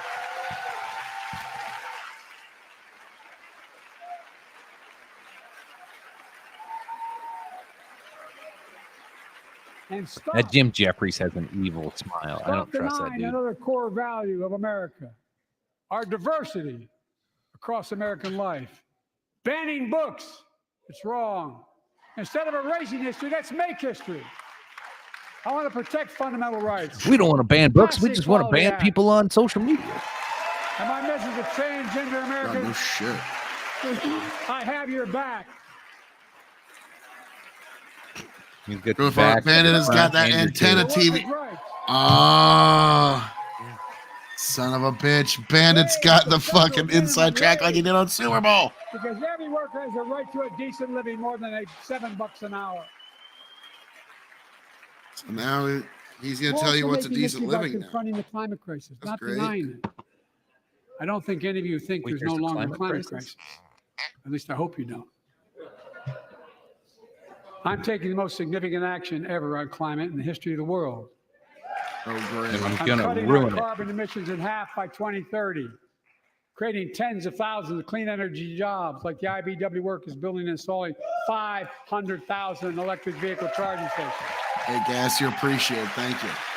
Conserving Of course, yeah. 30% of America's Yeah, lands and waters Bandit. by Got that 2030. 30-second drop like you did in the Super Bowl, motherfucker. And taking action on environmental justice fence line communities smothered by the legacy of pollution. And pattern after the Peace Corps and AmeriCorps, I launched the Climate Corps to put 20,000 young people to work in the forefront of our clean energy future. I'll triple that number in a decade. He's like, cows are going to stop farting. Yay, I'm AOC. To state the obvious, all Americans deserve the freedom to be safe. And From the Americans safer ATF. today than when I I took agree. office. Year before I took office, murder rates went up 30%. 30% they went up. Whoa! The biggest increase in history.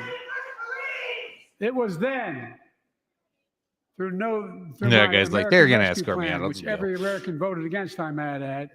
We made the largest investment in public safety ever. Last year, the murder rate saw the I'm sharpest trying to find out decrease who in that guy history. was. Violent crime fell to one of its lowest levels in more than 50 years. But we have more to do. We have to help cities invest in more community police Oh, officers. shit. That might have been one of the more guys mental Mike health workers, Johnson more invited. community violence intervention. Let's see what I can find. Give communities the tool to crack down on gun crime, retail crime, and carjacking.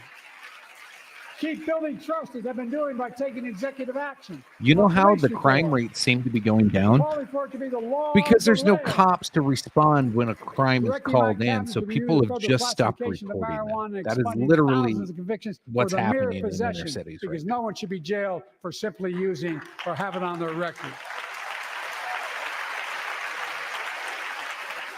Take on crimes of domestic violence. I'm ramping Or the up the farm up. federal Was that enforcement of KOE the in Violence 2 Against Women places Act at that I once? proudly wrote when I was a senator. So we can finally No, end the scourge against women in America. I do enjoy the fact that we're getting more like the House of Parliament, and this is more like the House of Commons. I do say you are a scoundrel, sir. Like, I love it. With us tonight is Jasmine, whose 9-year-old sister Jackie was murdered with 21 classmates and teachers in elementary school in Uvalde, Texas. Very soon after that happened, Jill and I went to Uvalde for a couple of days. Who was that, We Bandit, spent if you know? hours and hours with each of the families. We heard their message. So everyone in Of this the room in this police's chamber failure? could hear the same message. Oh, did you hear that Constant report came out refrain, today? and I We'll was talk there about it for later. hours meeting with Awful. every family. They said, do something. Do something. Fucking, that's the most retarded Well, I thing did do you can something say. by establishing the first ever Office of Gun Violence Prevention in the White House, that the Vice President is leading the charge. Thank you. Okay, the guy who's apparently shouting United States Marines. And that's Yeah. all we know so far. So he was some sort of military guy. Meanwhile, my predecessor told the NRA he's proud he did nothing on guns when he was president. Oof. After another shooting in Iowa, helped the Second Amendment. recently, he said, when asked what to do about it, he said, just get over it. There's his quote, just get over it. I say, stop it. Stop it, stop it, stop it. One tweet saying, State of the Union, come for the incoherence, stay for the weird shouting. I'm proud to beat the NRA when I signed the most significant gun safety law in nearly 30 years because of this Congress. We now must beat the NRA again. I'm demanding a ban on assault weapons and high-capacity magazines. Oh, for fuck's sake. Pass Oh, for universal fuck's background sake. checks. None of this. I taught the Yep. Second Amendment for 12 years. None of this violates the Second Amendment or vilifies responsible gun owners. No, you literally are. You know, as we manage challenges at home, we're also managing crises abroad, including in the Middle East. I know the last 5 months have been gut-wrenching for so many people, for the Israeli people, for the Palestinian people, and so many here in America.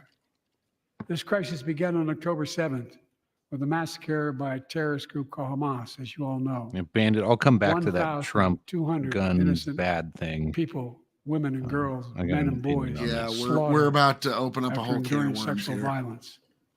The deadliest day for the Jewish people since the Holocaust. And 250 hostages taken. Here in this chamber tonight are families whose loved ones are still being held by Hamas. I pledge to all the families that we will not rest until we bring every one of your loved ones home. We also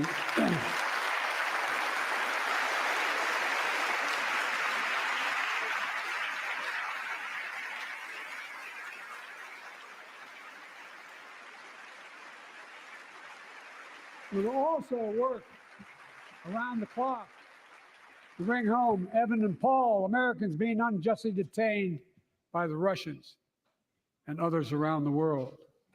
Israel has the right to go after Hamas. Hamas ended this conflict by releasing hostages, laying down arms, could end it True. by releasing the hostages, laying down arms, and surrendering those responsible for October 7th.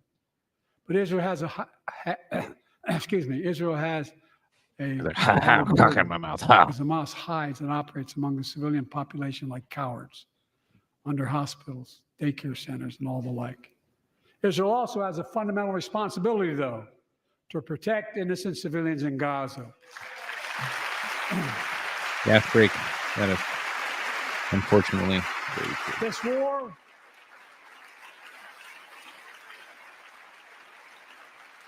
has taken a greater toll on innocent civilians than all previous wars in Gaza combined.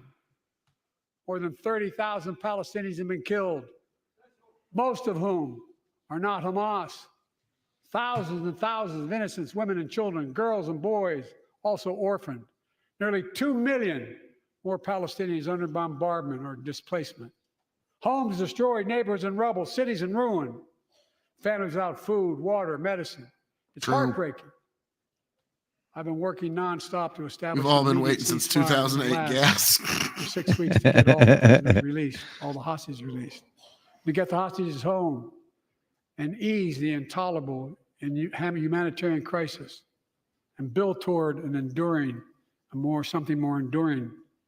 The United States has been leading international efforts to get more Oh wow! humanitarian assistance Look at that to Gaza. protest.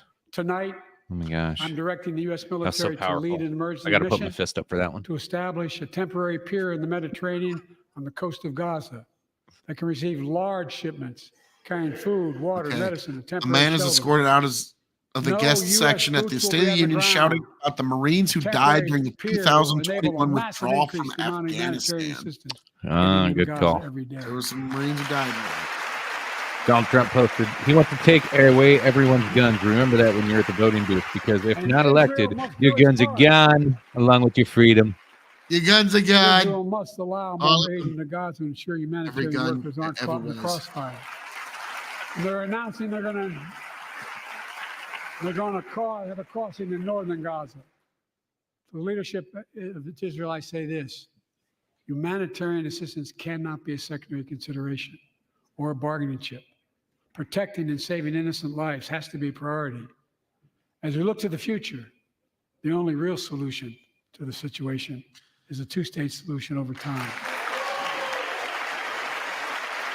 My God, Whoa. we're pushing the two The state lefties solution. are gonna fucking cream I themselves say over this. that one. As a lifelong supporter of Israel, my entire career, no one has a stronger record with Israel than I do. I challenge any of you here. Until I'm today. the only American president of Israel in wartime. But there is no other path that guarantees Israel's security and democracy. There is no other path that guarantees Palestinians can live in peace with peace and dignity. And there's no other path that guarantees peace between Israel and all of its neighbors, including Saudi Arabia, with whom I'm talking. Creating stability in the Middle East also means containing the threat Fuck did he just say? posed by Iran. That's why I built a coalition of more than a dozen countries to defend international shipping and freedom of navigation in the Red Sea. I've ordered Bandit, strikes I'm to degrade impressed the he's Houthi gone as long capability as and he defend has. U.S. forces in the region. As commander-in-chief, I will not hesitate He's to got direct some further measures good to protect our drugs. people and our military Kamala's personnel. hitting that goddamn morphine button behind the goddamn desk back there. That's what she's standing up on every time she gets up. For years, I've heard many of Stunning my Republican and and brave. Democratic friends say that China is on the rise China. and America's falling behind. China's on the rise. They've got it backwards. Rising China. I've been saying it for over 4 years, even when I wasn't president. America's rising. We have the best economy in the world. And since I've come to office, our GDP is up, our trade deficit with China is down to the lowest point in over a decade. Growth Which farmers was he Standing has up Trump to against doing? China's eat his unfair pants economic 3 times practices. by now. We're standing up for Swalwell peace and all the way in the stability. back. he's like He's China? Swalwell's like China? Yeah, I've is she revitalized here? our Is Fang Fang partnership and here? alliance in the Pacific. India, Australia, Japan, South And they can Korea, sit all the way in the back. Pacific 'cause Islands. the spy I've made thing. sure that the most advanced American technologies can't be used in China, not allowing to trade them there. Frankly, for all this tough talk on China, it never occurred to my predecessor Yeah, to do any of GTP. that. You don't know what that is, Brandon? We talk about GTP I all the want time. competition with China, not conflict. GTP. And we're in a stronger position to win the Grand Theft conflict Profit. in the 21st century against China than anyone else, for that matter, than any time as Yeah, well. kind of. You know, like Here at Burisma. home, I've signed over 400 bipartisan bills. There's more to pass my unity agenda. Strengthen penalties on fentanyl trafficking. You don't want to do that, huh? Pass bipartisan privacy legislation to protect our children online. Harness the promise of AI to protect us from peril. No, no, that will be our AI peril. voice impersonations and more. And keep our truly sacred obligation to train and equip those we send into harm's way and care for them and their families when they come home and when they don't. Because we've just figured out a way to make AI translate what you say and say it in your cadence of new languages. Yeah, he needs AI. Trump just posted. He's help having a hard time against now. The words are VA. not flowing smoothly out of Signed his the mouth. PACT Act. One of the most significant laws ever, helping millions of veterans exposed to toxins who now are battling more than 100 different cancers. Is he Many saying of them words? don't come Sort home. of. But we owe How's them the and their record? families. Here's support. Kadeka Meckham-Frecker. We owe it to ourselves push-ups, for Brendan? supporting our new health research agency called ARPA-H. And remind us that we can do big things like end cancer as we know it, and we will. So he just got up there and said, And "We're she's ending like, "Oh my cancer." God, we're gonna end cancer." And he's He been said saying last- that for 4 years. We're gonna do it this time. Let me close with this. Yay. Yeah, the Republicans, That's they're good. going to close. I know you don't want to hear any more, Lindsay, but I got to say a few more things. I know Lindsey it may not Graham's look about to like get a it, hand but I've job. been around a while. When you get to be my age, certain things become clearer than ever. I know the American story. Again and again, I've seen the contest between competing forces in the battle for the soul of our nation. Between those who want to pull America back to the past and those who want to move America into the future. My lifetime has taught me to embrace freedom and democracy, a future based on core values that have defined America: honesty, decency, dignity, equality, to respect everyone, to give everyone a fair shot, to give hate no safe harbor. Now, other people my age see it differently. The American story of resentment, revenge, and retribution, that's not me. I was born amid World War II when America stood for the freedom of the world. I grew up in Scranton, Pennsylvania, and Claymont, Delaware, among working class people who built this country. He was born during World I War worked II. He shouldn't hard brag about that. as two of my heroes, like many of you did, Dr. King and Bobby Kennedy, were assassinated. And their legacies inspired me to pursue a career in service. I left the law firm and became a public defender because my city of Wilmington was the only city in America occupied by the National Guard after Dr. King was assassinated because of the riots. And Oh, the only one. I became a county councilman almost by accident. I got elected to the United States Senate when I had no intention of running at age 29. Oh, horse Then shit. vice president of our first black president. Now president to the first women vice president. What is a woman, Joe?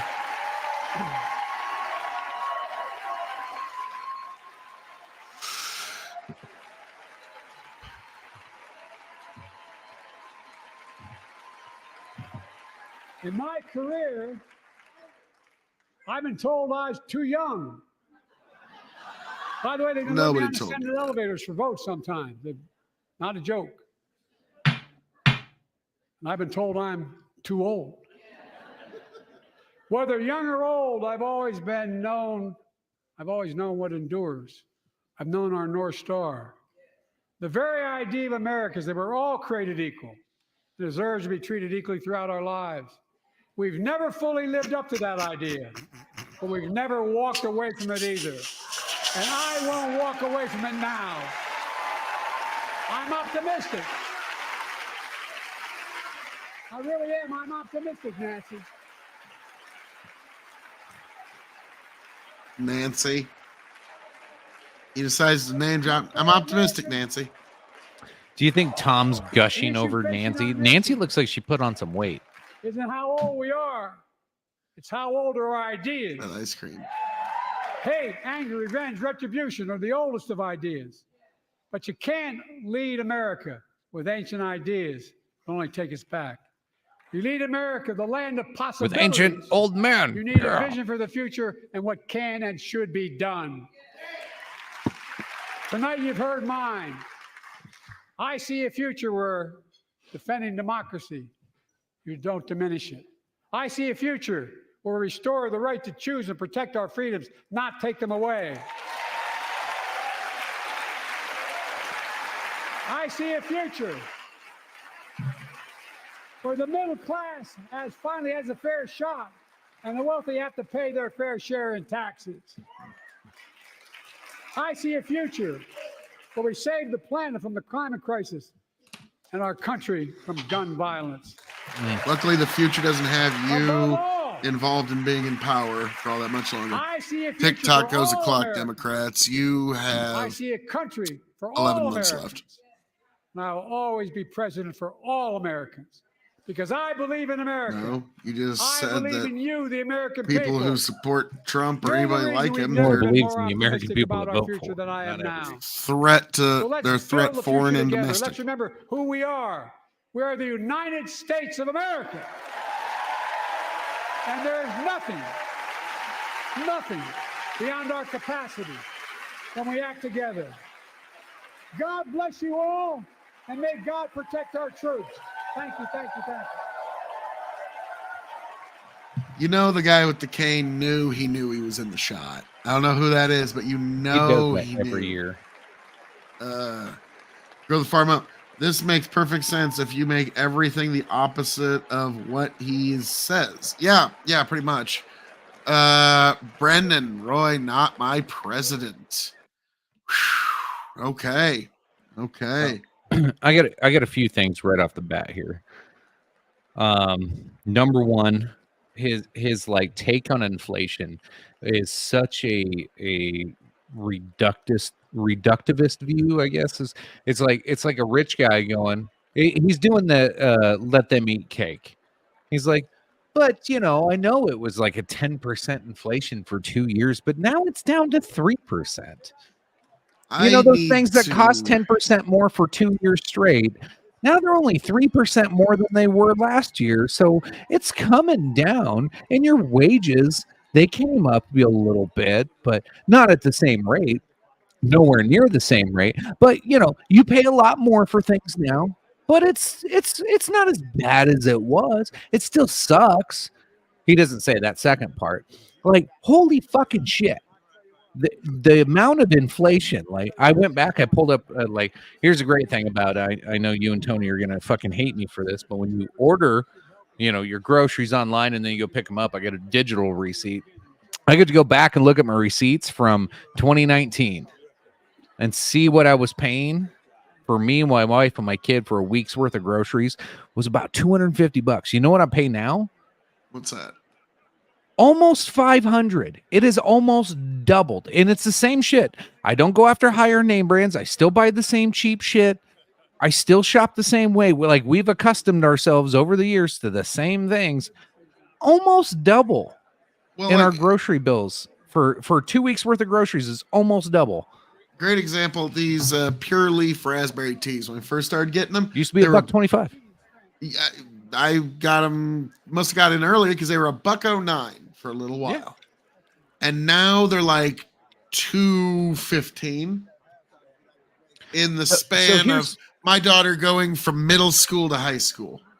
So the problem, like when you look at that, well, inflation's only at 3%. Yeah, but we went through 2 years to 10% and wages didn't follow.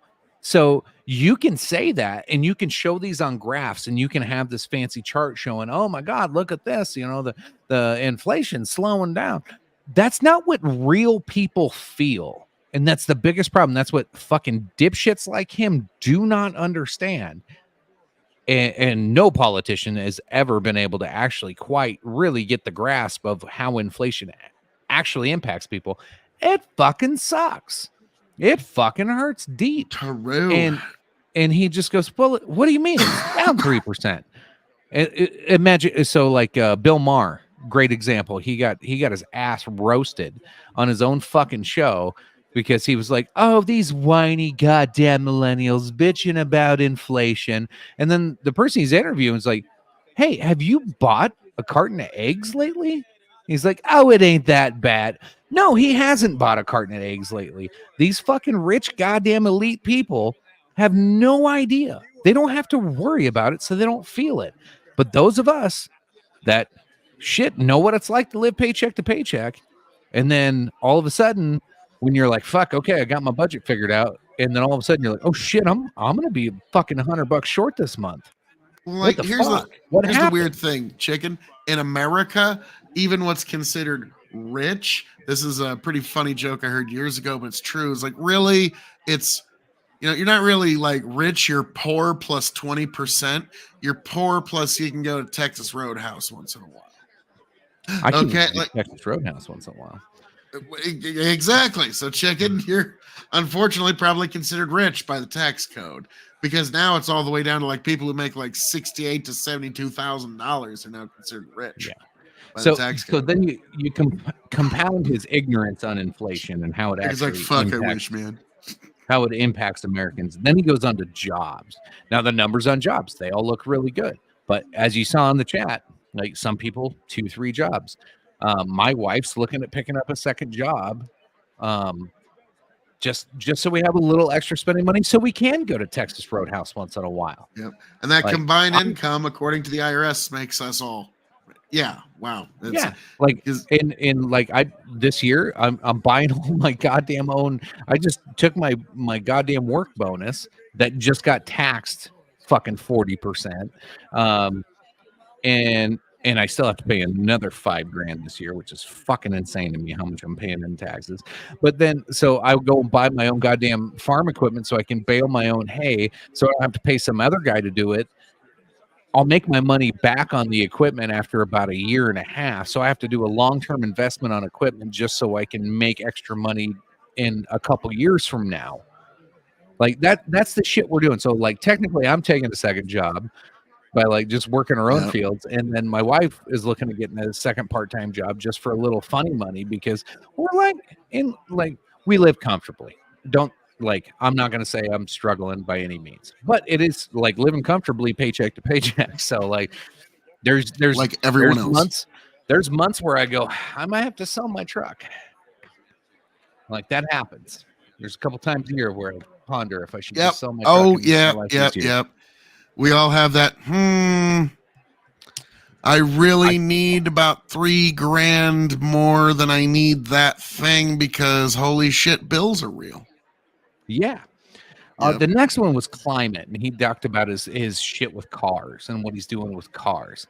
Dude, he is ruining the climate with cars. Like the investments he's making on fucking these batteries in these cars. It is a well-known fact. Anybody who pays attention and listens to any long-form goddamn media, that the amount of slave labor, the amount of waste, the amount of CO2 that's made or used to create the car, by the time you would have to drive like a Tesla, for example, which is the most the most CO2 efficient one that's been studied, it would take you 4.5 years of driving a Tesla 12,000 miles a year, 4.5 years to become carbon neutral on that vehicle by all the products that they had to use to build the car. It's not that great of a deal. And then what do you do with the batteries when they're no good? Those batteries are highly toxic and they're terrible. They're Electric worse than cars and CO2. Climate technology is straight. Like and then the cobalt it's kind mine. of a salvo. It makes you feel good, and people are willing to pay a lot of money to feel anything. And then the funny part is the whole cobalt thing. Joe Rogan has a great meme about it. It's like all these fucking assholes that are sitting there tweeting about fucking, we need to save the environment and climate, are tweeting on a phone that's used in like, we don't want slavery in the world, but they're tweeting from a fucking phone that uses cobalt, which literally took slave labor and CO2 emissions to fucking create. Like, fuck you. Shut your fucking mouth. Like, these people are crazy. They don't know what they're talking about. Sometimes I just take a 50-gallon barrel of delicious crude oil and bathe in it. Immigration. While you hit that up, I'll be right back. Okay, I'm still riffing on all these points here. The immigration thing. He didn't address a goddamn thing. He just said pass his bill, which still lets 5,000 unvetted random motherfuckers through the border a month. And then we go, ooh, we hit this 5,000 mark. Ooh, that's too many people. What the fuck? 5,000's too many? Like, I'm sorry.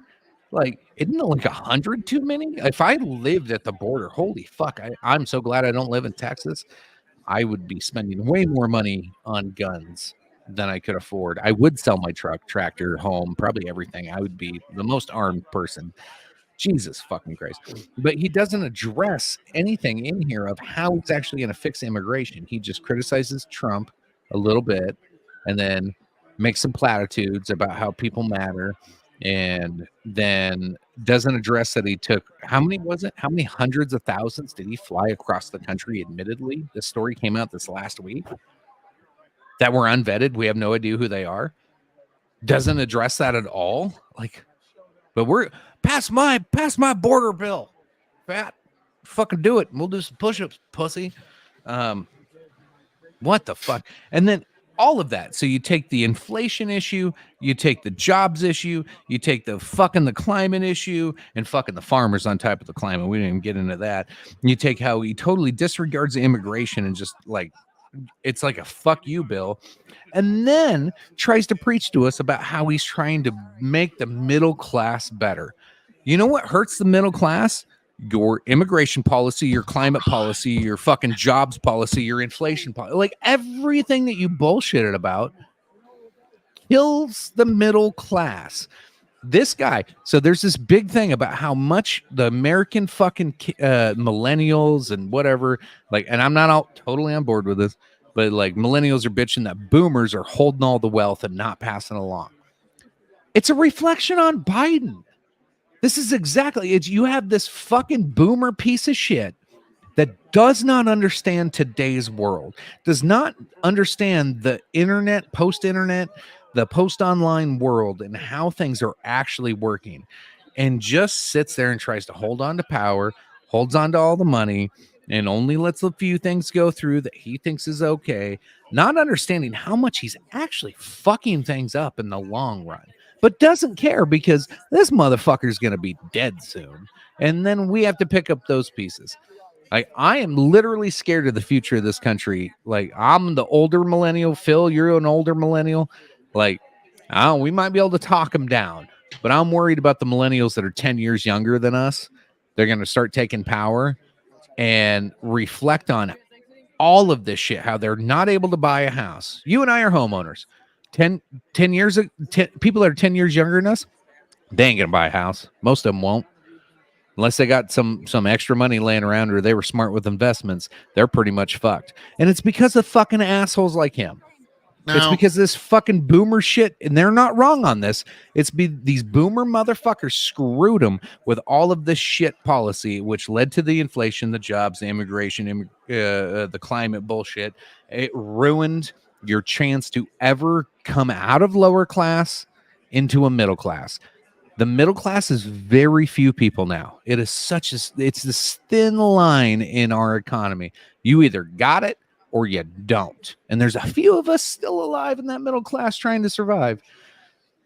And he's trying to kill us too. Oh, Lord Almighty. Now, if I may, Chicken, the go ahead. problem with My rant's over. Those are all my. I still have to talk about Trump's gun thing, but I'll let you go. Yeah, now I had a point in there, but I can't remember what it was because I was like, all right, I'll let him rant, but I do have some things that I really need to address. Okay, Hold on, this is on Trump's Truth Social. Yeah, I'll switch to my full screen. He put Snapchat filters on Joe Biden. Oh shit! No, I want to switch to this one. Oh shit! He put a whole bunch on. He was having a good old time. So Trump, it's silly. He's such a boomer. But there you go.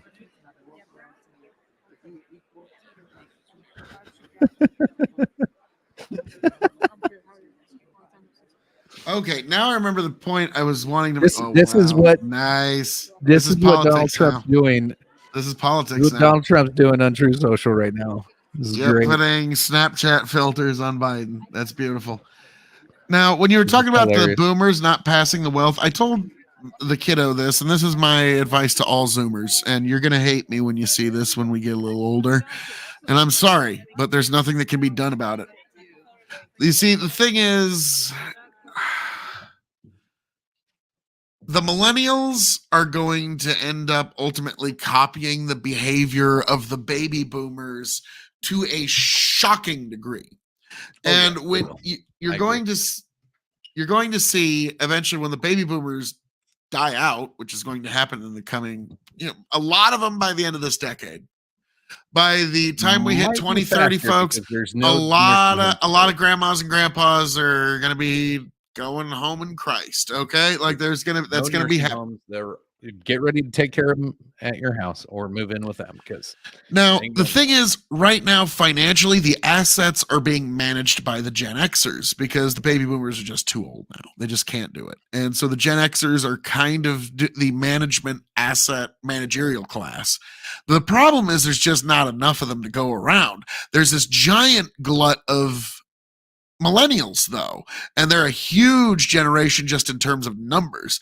And what the Gen Xers and the Gen Zers are going to have to compete with, because they're two small generations sandwiching this very large one, is the millennials are going to come to the conclusion very quickly that they can vote themselves generous gifts from the public treasury.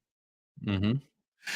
And I don't know how long that can keep going, but what you have is the Gen Xers that are managing capital, the Gen Zers who are very good at technical work, but like I've heard it said that their downfall is that the workers are like 20. They don't want to meet you.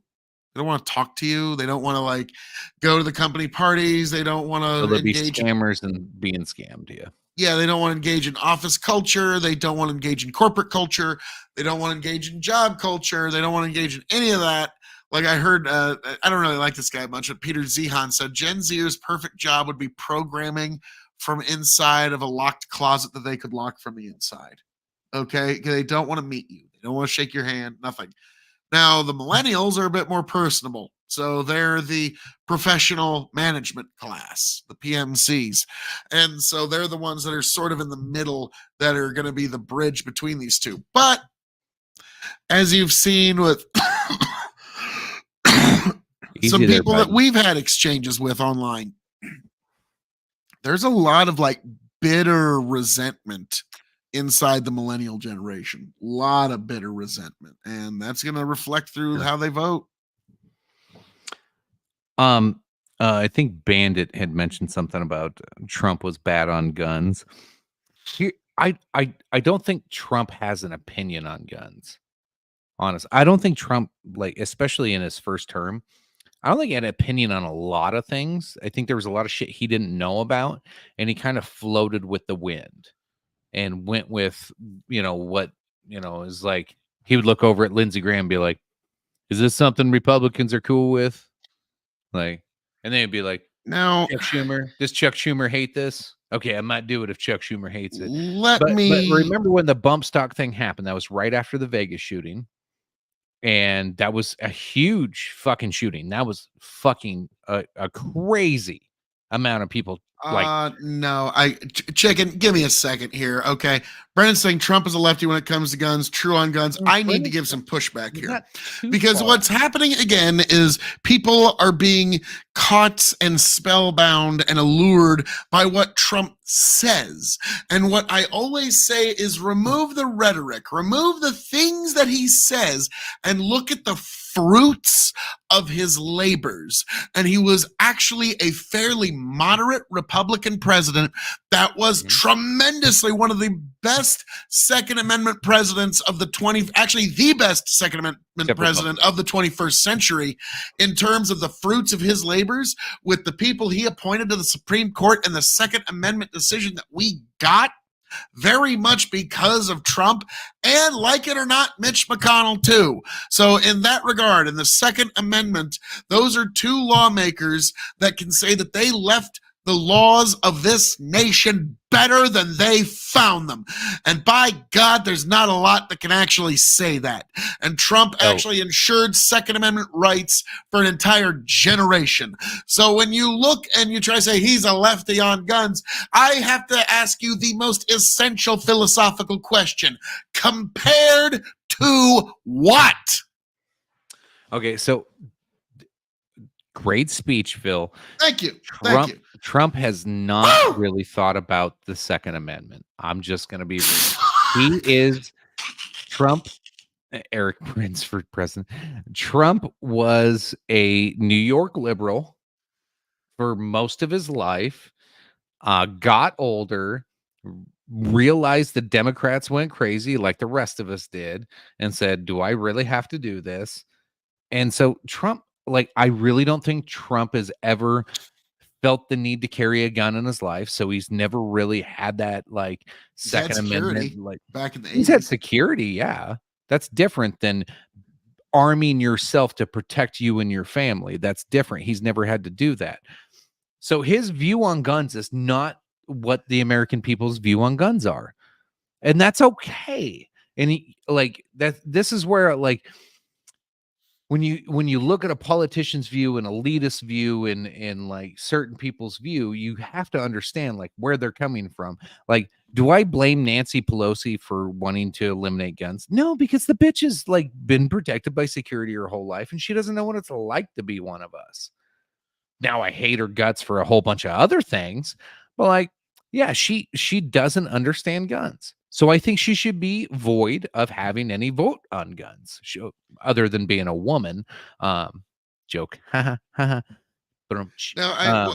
in all seriousness, though, but here, let me finish my point. Trump's gun stance and his thoughts on bump stocks, that was totally normal for anybody in his position. That at that time, he's an outsider of politics, a liberal, elite, rich guy who's never had to carry a gun on his hip. And then we just had the Vegas shooting. Of course, they're going to scare him into wanting to ban bump stocks. I don't blame him for that. And then, like, the Supreme Court can deal with it. Sure. I don't like it, but I can understand it, and I can move past it and still think, okay, well, Trump's maybe not that bad on guns. He just is misunderstood and stupid on it. Like, most people that are in this arena are stupid, and we give them way too much credit. Donald Trump is not that smart of a guy on most things. Some things he's really smart on. Yeah, just made himself a billionaire multiple times over and made himself the elected leader of the free world on his first fucking try. But sure. No, he ain't that smart. You're not letting me finish. He ain't all that clever. Phil's not very smart on a lot of things, but some things he is. Just like Trump. There's certain lanes you were great in. Okay? We're all that way. Brendan, Bandit, Grow the Farm Up, you name it. Whoever's been in our chat, you were fucking smart on a couple of things. And you're fucking retarded on a lot of things. Just as I, just as Phil, just as Trump. And we got to stop holding fucking 99.6% of the time, sir. Stop holding Trump on a fucking pedestal. Stop holding Biden on a pedestal. Stop holding anybody on. When you realize everybody in this fucking world is just about as average IQ as you and I, you kind of look at them and go, oh, wow, this is silly. And it makes you enjoy the ride a little bit more. Well, actually, funny enough, I said this exactly to my daughter a few weeks ago. I was like, once you realize that the world is actually a sea of idiots that are just as lost as you and I are. Then, even the most powerful ones. Yeah. There's times when they walk into a room and be like, what the fuck was I in here for? Okay. Like, yeah, it doesn't matter how high or mighty you are. You get the few Elon Musks out there that you're like, yeah, I don't want to do even that. He does that. Even Elon's had one of those days sitting on the toilet, just Lord Almighty, let this pass. I made such bad decisions with my No, everybody is. But now I have something I do need to say. Yes, before I move on to my three main keep points. Him on a pedestal. I'm okay with that. But what I will say is, when you're talking about like when certain politicians, when they go from having power to not having power, I've always loved like like when Nancy Pelosi eventually comes back to civilian life, which will happen eventually, or like when we had a very ambitious politician in Nebraska that got beat in the primary and he was out of political power. What I always love about that is it's sort of like that scene in the original X-Men movie series where Beast comes up behind Magneto and sticks him with the cure. And then he goes, I'm one of them. You know, one of those little people that you hate so much. Welcome back to it. You know, like there's actually something beautifully poetic about that, as much as I hate to say. Now, Chicken, I have to move on to a couple of things because this was an abysmal speech. And it was awful. Yeah. There's three things. I'm going to go in ascending order of importance. So we're going to start at the least important and get to the most dangerous thing that's ever been said in a State of the Union address in American history. So we will start at the bottom. Point number three. Biden's talking about how we need to make sure that we have price controls for everything, for drugs, for snacky cakes, for hotels, for concert tickets. Price controls here, price controls there. Why price controls? You can find them everywhere. Now, anybody that studies economics to any extent knows that when you get price controls, you get shortages. That's all a price control is a promised shortage. Bandit, Phil is right with SCOTUS, but Trump deserves to be called out when he fucked up. I don't know about all that. Brendan, fuck you, chicken. I'm right 60% of the time, all the time. Can I keep Eric Prince on a pedestal? I don't know.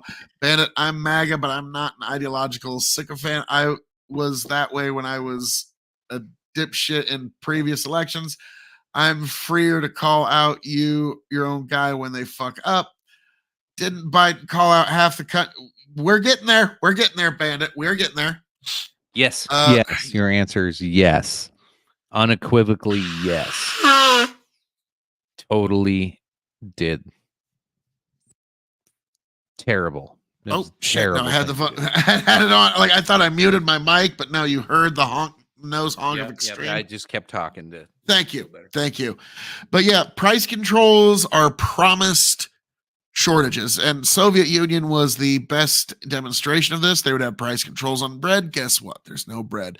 Price controls on toothbrushes. Guess what? There's no toothbrushes because you're not responding to the price mechanism. You can't make up your own prices. It's just the mechanism has to be allowed to work. Otherwise, it's going to get out of whack. Resources aren't going to be allocated properly, and you're not actually going to get the things that you need where you need them when you need them. But Phil, I remember being able to get a 17-ounce bag of Doritos for $3.98 just 2 years ago. Yeah, now, I don't think Biden's shrinkflation has anything to do with that. I get 5 ounces less. That's Doritos' fault. Frito-Lay's fucking me 5 ounces worth of chips and selling me the same amount, or the 5 ounces less for the same amount. That's their fault, right? We should. Yes, and that's all bad. That's all terrible. Like that's economic illiteracy, and it's the kind of sycophantism to his voter base that is dangerous. I don't know. The alternative to it, here's the problem I have with this shrinkflation argument. Like this shrinkflation is a problem. Like it's an inflation problem. You can call it shrinkflation all you want. Because like we bitched about it before during COVID of this being a thing, but it's really just inflation. Shrinkflation is hiding inflation from a company that's trying not to make things look as bad as they are. If you want to get rid of shrinkflation and you tell a company, I am going to regulate you, you do not get to change the size of your bag so you can keep the same price on it. Now, funny enough, what good does that do? All that does is make you have to sell the 20-ounce bag for $9 instead of, okay, now I'm going to sell it for 12 ounces for the $3.98. Yeah. No, the profit margins aren't going to be that skewed on it. Like, this is stupid. Yeah. Regulating a company to not allow them to change the size of a bag is fucking retarded. I got to get in on this. Bandit goes, Brandon, send Phil some Murray Rothbard. Murray Rothbard's Economics 101 series of lectures is actually one of my favorite series of lectures of all time. And a lot of this is just plucked right from his Money and Price lecture, which I believe is a third lecture, and it's essential listening. It's about an hour and a half. It's quite something. It is but essential listening. It's great. yes. And so like, I to actually me, try to go back and listen to it once a year. I'm like, because I forget it Nice. sometimes. I'll listen to it in the background while I'm like chilling, playing a video game or something. A few hours in a year, I get a chance Okay, to. Destiny. No, I don't stream it. Okay, no, fuck you. I just no, chicken. You know what I do when I play a video game? I sit and I enjoy it, which is something. You know what I do? You know what I do when I listen to Murray Rothbard? I beat off. And watch porn. Like, I didn't want to get into that, but I love his pencil speech. Short. Yes. No one person in the world knows how to make a pencil. But now, moving on. The second most dangerous thing that was said tonight, and this would be bad enough. This would be considered unprecedented. There would be people that would be considering filing articles of impeachment. Like, it wouldn't probably happen, but there'd be people like, dude, should we do it tonight? When he looked at the Supreme Court and more or less said, fall in line or else. Hey, voters can do a lot of things, Supreme Court. You better do what you're told. You better do what the right winky face thing is. Otherwise, can't be held responsible. That is... Can't be held responsible. The Supreme Court's always supposed to seem like it's above political considerations. Now I know why Amy Coney Barrett and Clarence Thomas. Jeez. Well, now I know why Amy Coney Barrett and Clarence Thomas declined to even be there, because okay, this is what I we're wouldn't have doing. taken that lecture either. Yeah. And Alito didn't come, and let's see who else didn't come. There was Kagan was there. Sonia Sotomayor was there. Let's see. Amy Coney Barrett wasn't there.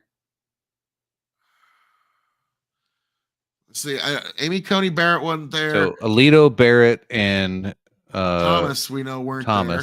And we're pretty sure. And then Kagan, there was there 5 or 6 of them that were there. Roberts, I think there was 5. Kagan, and who else? Goodness gracious, I can't remember. Let me look. Yep, neither did Clarence Thomas. Yep, huge nuts, Clarence. Yeah, it's way at the beginning. And when the Supreme Court comes in. But yeah, I'm really kind of curious about who all came. Because there's Ted Cruz. Look at me with my beard. I'm trying. Right, just get us a good face shot of the Supremes. Here we go. There we go. That was a good one. Let me back it up. Okay, Ketanji Brown. Okay, forgot about her. She's the new one. She's the new kid on the block. So yeah, Ketanji Brown. She's there. Breyer, who just retired. Let's see, and Breyer. Back up some more. But yeah, so Ketanji Brown was there. Oh, John Roberts was there. Kavanaugh. God, what's the? Oh gosh, so I see Gorsuch, Kagan, and Sonia Ketanji was there. So there were 6 of them there. Ketanji, for some reason, wasn't sitting up front with the rest of them. Yeah. So there were 6 there, and so then Ketanji was sitting behind them. So Amy Coney Barrett, Alito, and Clarence Thomas all skipped this one. You see Ketanji sitting back here. Yeah, why didn't she get front seat? Like, yeah, that's weird. The fuck? Like, I mean, like, do I agree with her opinions and shit? No, but I mean, she gets to sit at the cool kids table, whether anybody likes it or not. She fucking made it to the job. Yeah, what do you want? We all accepted. She's a Supreme Court justice. Yeah, like I don't get like why was she having to sit like I refuse still love to be the like Bernie moment. Sorry, Bernie wearing a mask. We just can't make the room. This Bernie general wearing a has to sit mask next might to have me. made the night for me though, because that was pretty goddamn fantastic. It's like right before we went live, I went to the gas station, grabbed a pack of smokes and a fucking pop to mix my goddamn drinks tonight. And I walk out of the gas station and I saw some lady walking in wearing a mask. And I literally laughed out loud when I saw her. And I was like, ha. And she's wearing a mask. I walked by her and just went, ha.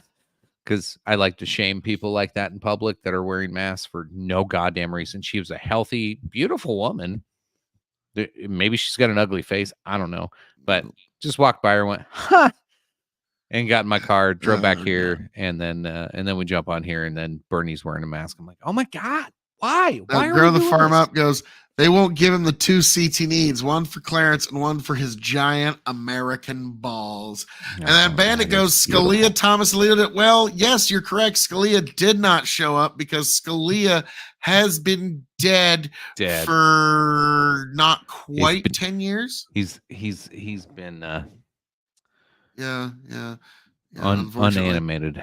Bandit, she's a new person. Nope, that's naughty. Oh, No, Bandit, that's naughty. Nope. So let me move on to the number one most dangerous thing that was said tonight, other than Bandit. But no, in all honesty, when he said, Congress, get off your duff and pass legislation to defend us from enemies, foreign and domestic. He's saying, come on, save me in this election thing. Pass a law making it illegal for the Republican frontrunner to run. That is unfucking like chicken. I'm sorry. No, that you're is right. unprecedented in our American history. That is unprecedented in modern Western democracy, that we have an instance where the president insists that Congress pass a law to make his competition illegal.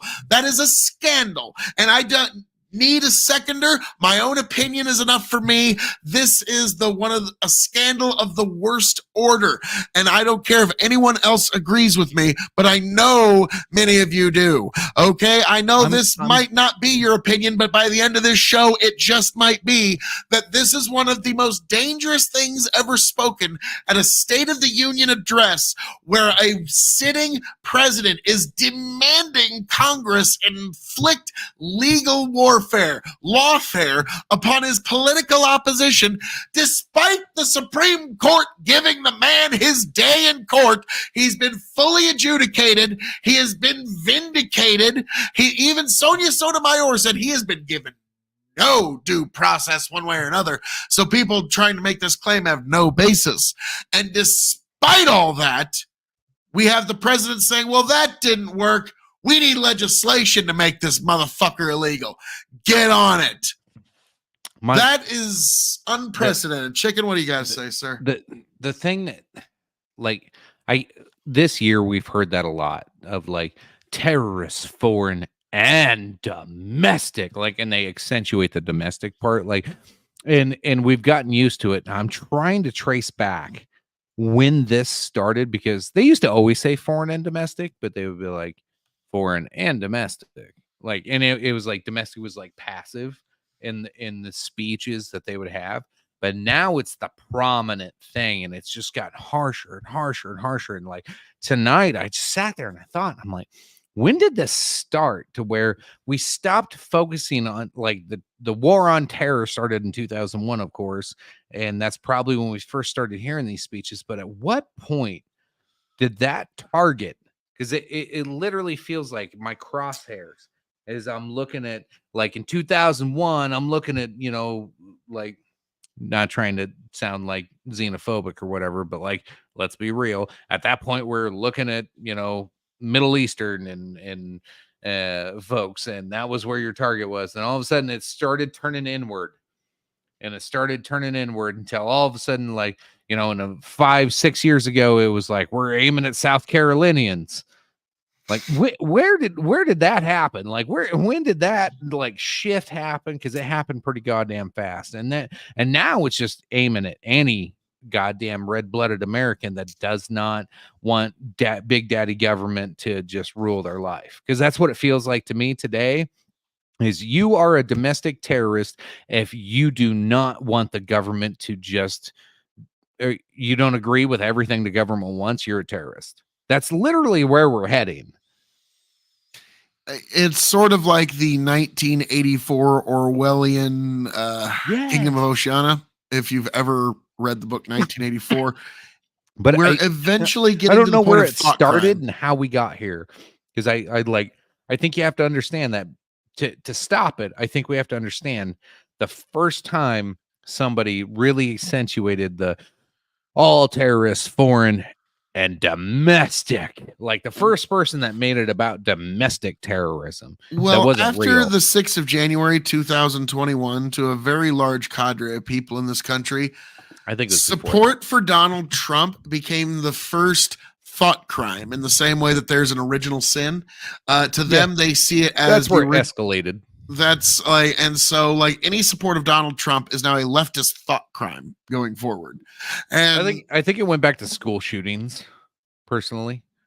I don't know. I don't think that was the catalyst for what I'm you're gonna talking about. research this. I'm gonna go back and research this because I know I've heard this so many times, and every time I hear somebody say terrorists, foreign and domestic, and they really accentuate domestic, like I feel like we've been fucking like slowly planted that seed since like the 2008s, 2010s. Like I think this is an Obama fucking black pill that was planted a long time ago, and we're just seeing the roots of it Sonia now. Sotomayor didn't. I'm pretty sure I saw Sonia Sotomayor. Maybe, Yeah, she was maybe I'm there. wrong. Yeah. Gorsuch was Well, there. he's right that they're. Oh, bandit. So yeah, that's the unfortunate reality. Is those were the three most dangerous things said tonight, and this is where we're at, folks. This is where we're at. I don't like it any more than you do. Trust you, me. Chicken, Well. like the question is like, okay, November, the choice is pretty clear to anybody who's even not mildly like in the leftist bubble. Like it's pretty clear what like needs to happen. And I keep saying it is the most entertaining option because people are like, well, Trump's got all his indictments. Exactly. So what's going to happen? Nobody knows. And so that like unknown adds to the allure. And so there's going to be a lot of people that, you know what? Fucking want to see what happens. Click. And so they go with Trump on election day. And we're going to see what happens because it's going to be equally as emotionally charged this time around as it was last time. I don't think the turnout's going to be the same, though. I don't think it's going to be as good. I don't think they're not going to be able to use the mail-in voting system the same way in most states. Yeah, some states are already shutting that down now. And so, and like I said, Biden needs to crack 80 million votes to win. Like I know that sounds like what the fuck you talking like. No, in all legitimacy, he needs to crack 80 million votes or he's probably not going to win. And it wouldn't matter who he's running against, whether it be Trump, fucking DeSantis, Nikki Haley, or Marjorie Taylor fucking Greene at this point. It wouldn't matter. Well, Phil, I don't know if I told you moving back to South Dakota that I've left the Libertarian Party. Really, chicken? I'm not impressed with the Libertarian Party in South Dakota. I appreciate the Libertarian Party and especially the Mises Caucus of Iowa. Those dudes, fucking hardcore. Love those guys. I support them 100%. But I'm no longer officially registered as a Libertarian.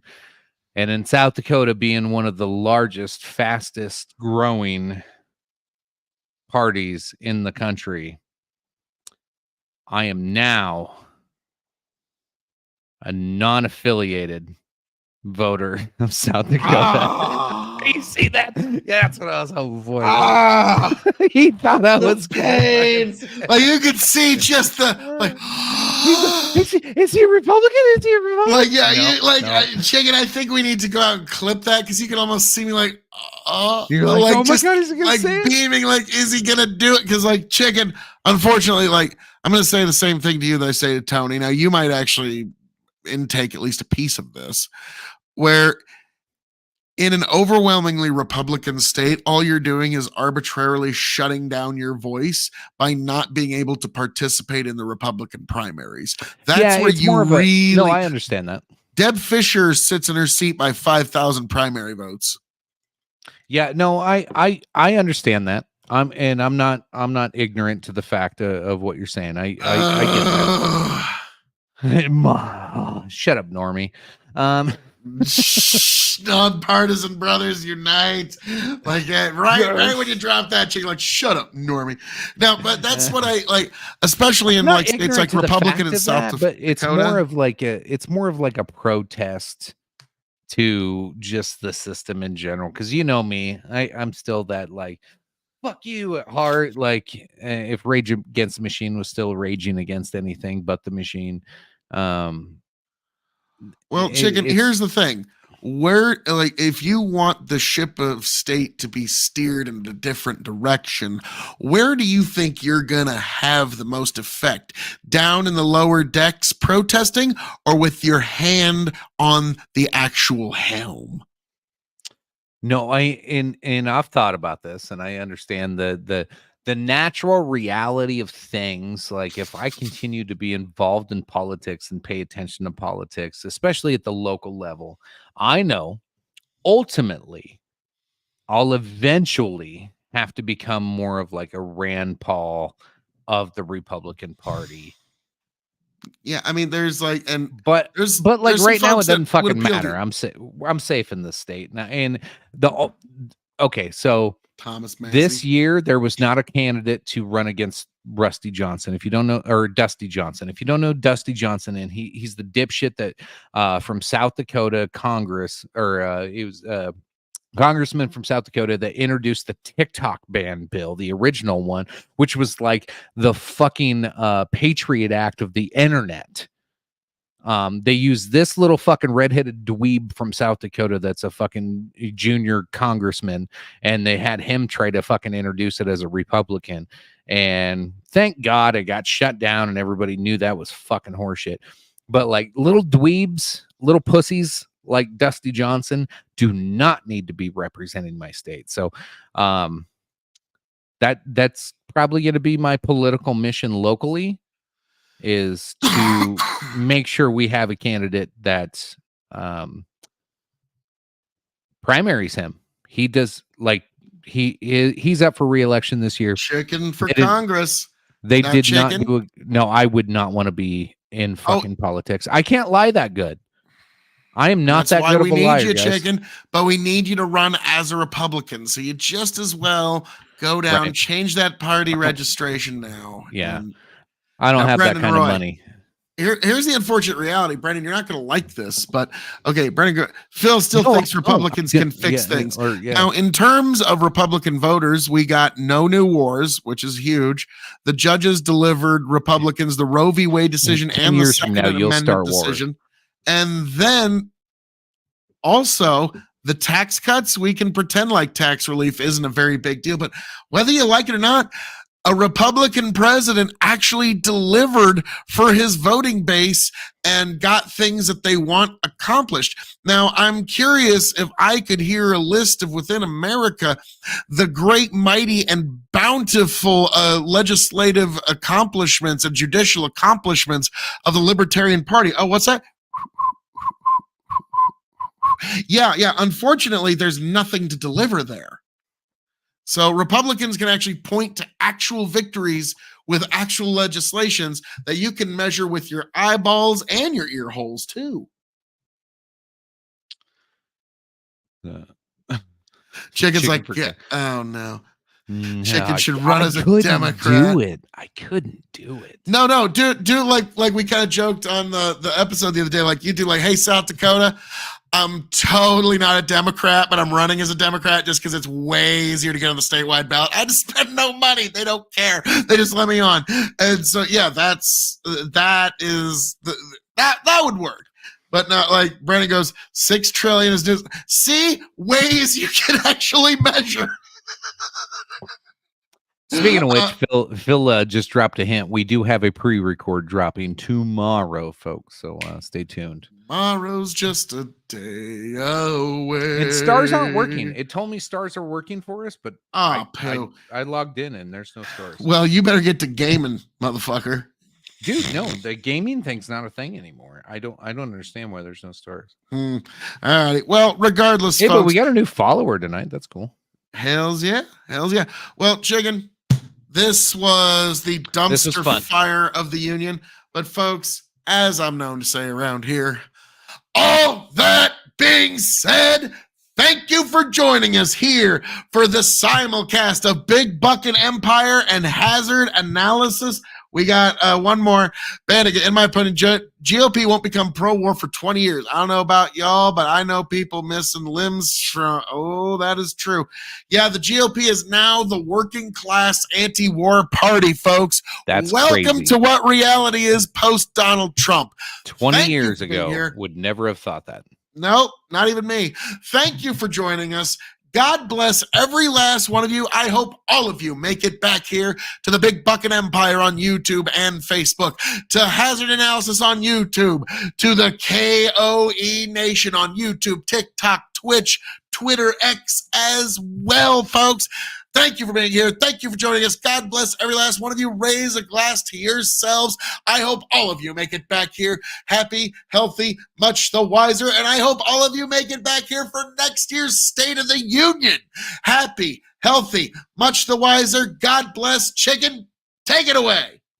As always, folks, thank you so much for tuning in. Appreciate you. Look out tomorrow for a pre-record show. It is a fantastic show. We had a lot of fun on that one. You're going to enjoy it. We will be live again next week right here on Facebook, YouTube, all over the goddamn place with a new episode of Dog and Chicken Show and so much more. You know Phil's dropping it like it's hot all the goddamn time. As always, folks, I appreciate you. Love you. We'll see you next week. And see if it just smooths itself out. Tell you what I'll do if I ever get back. I promise to refabricate you, raging rivers of gold. That's what the brochure advertised. And now we're lost. We gotta take it down.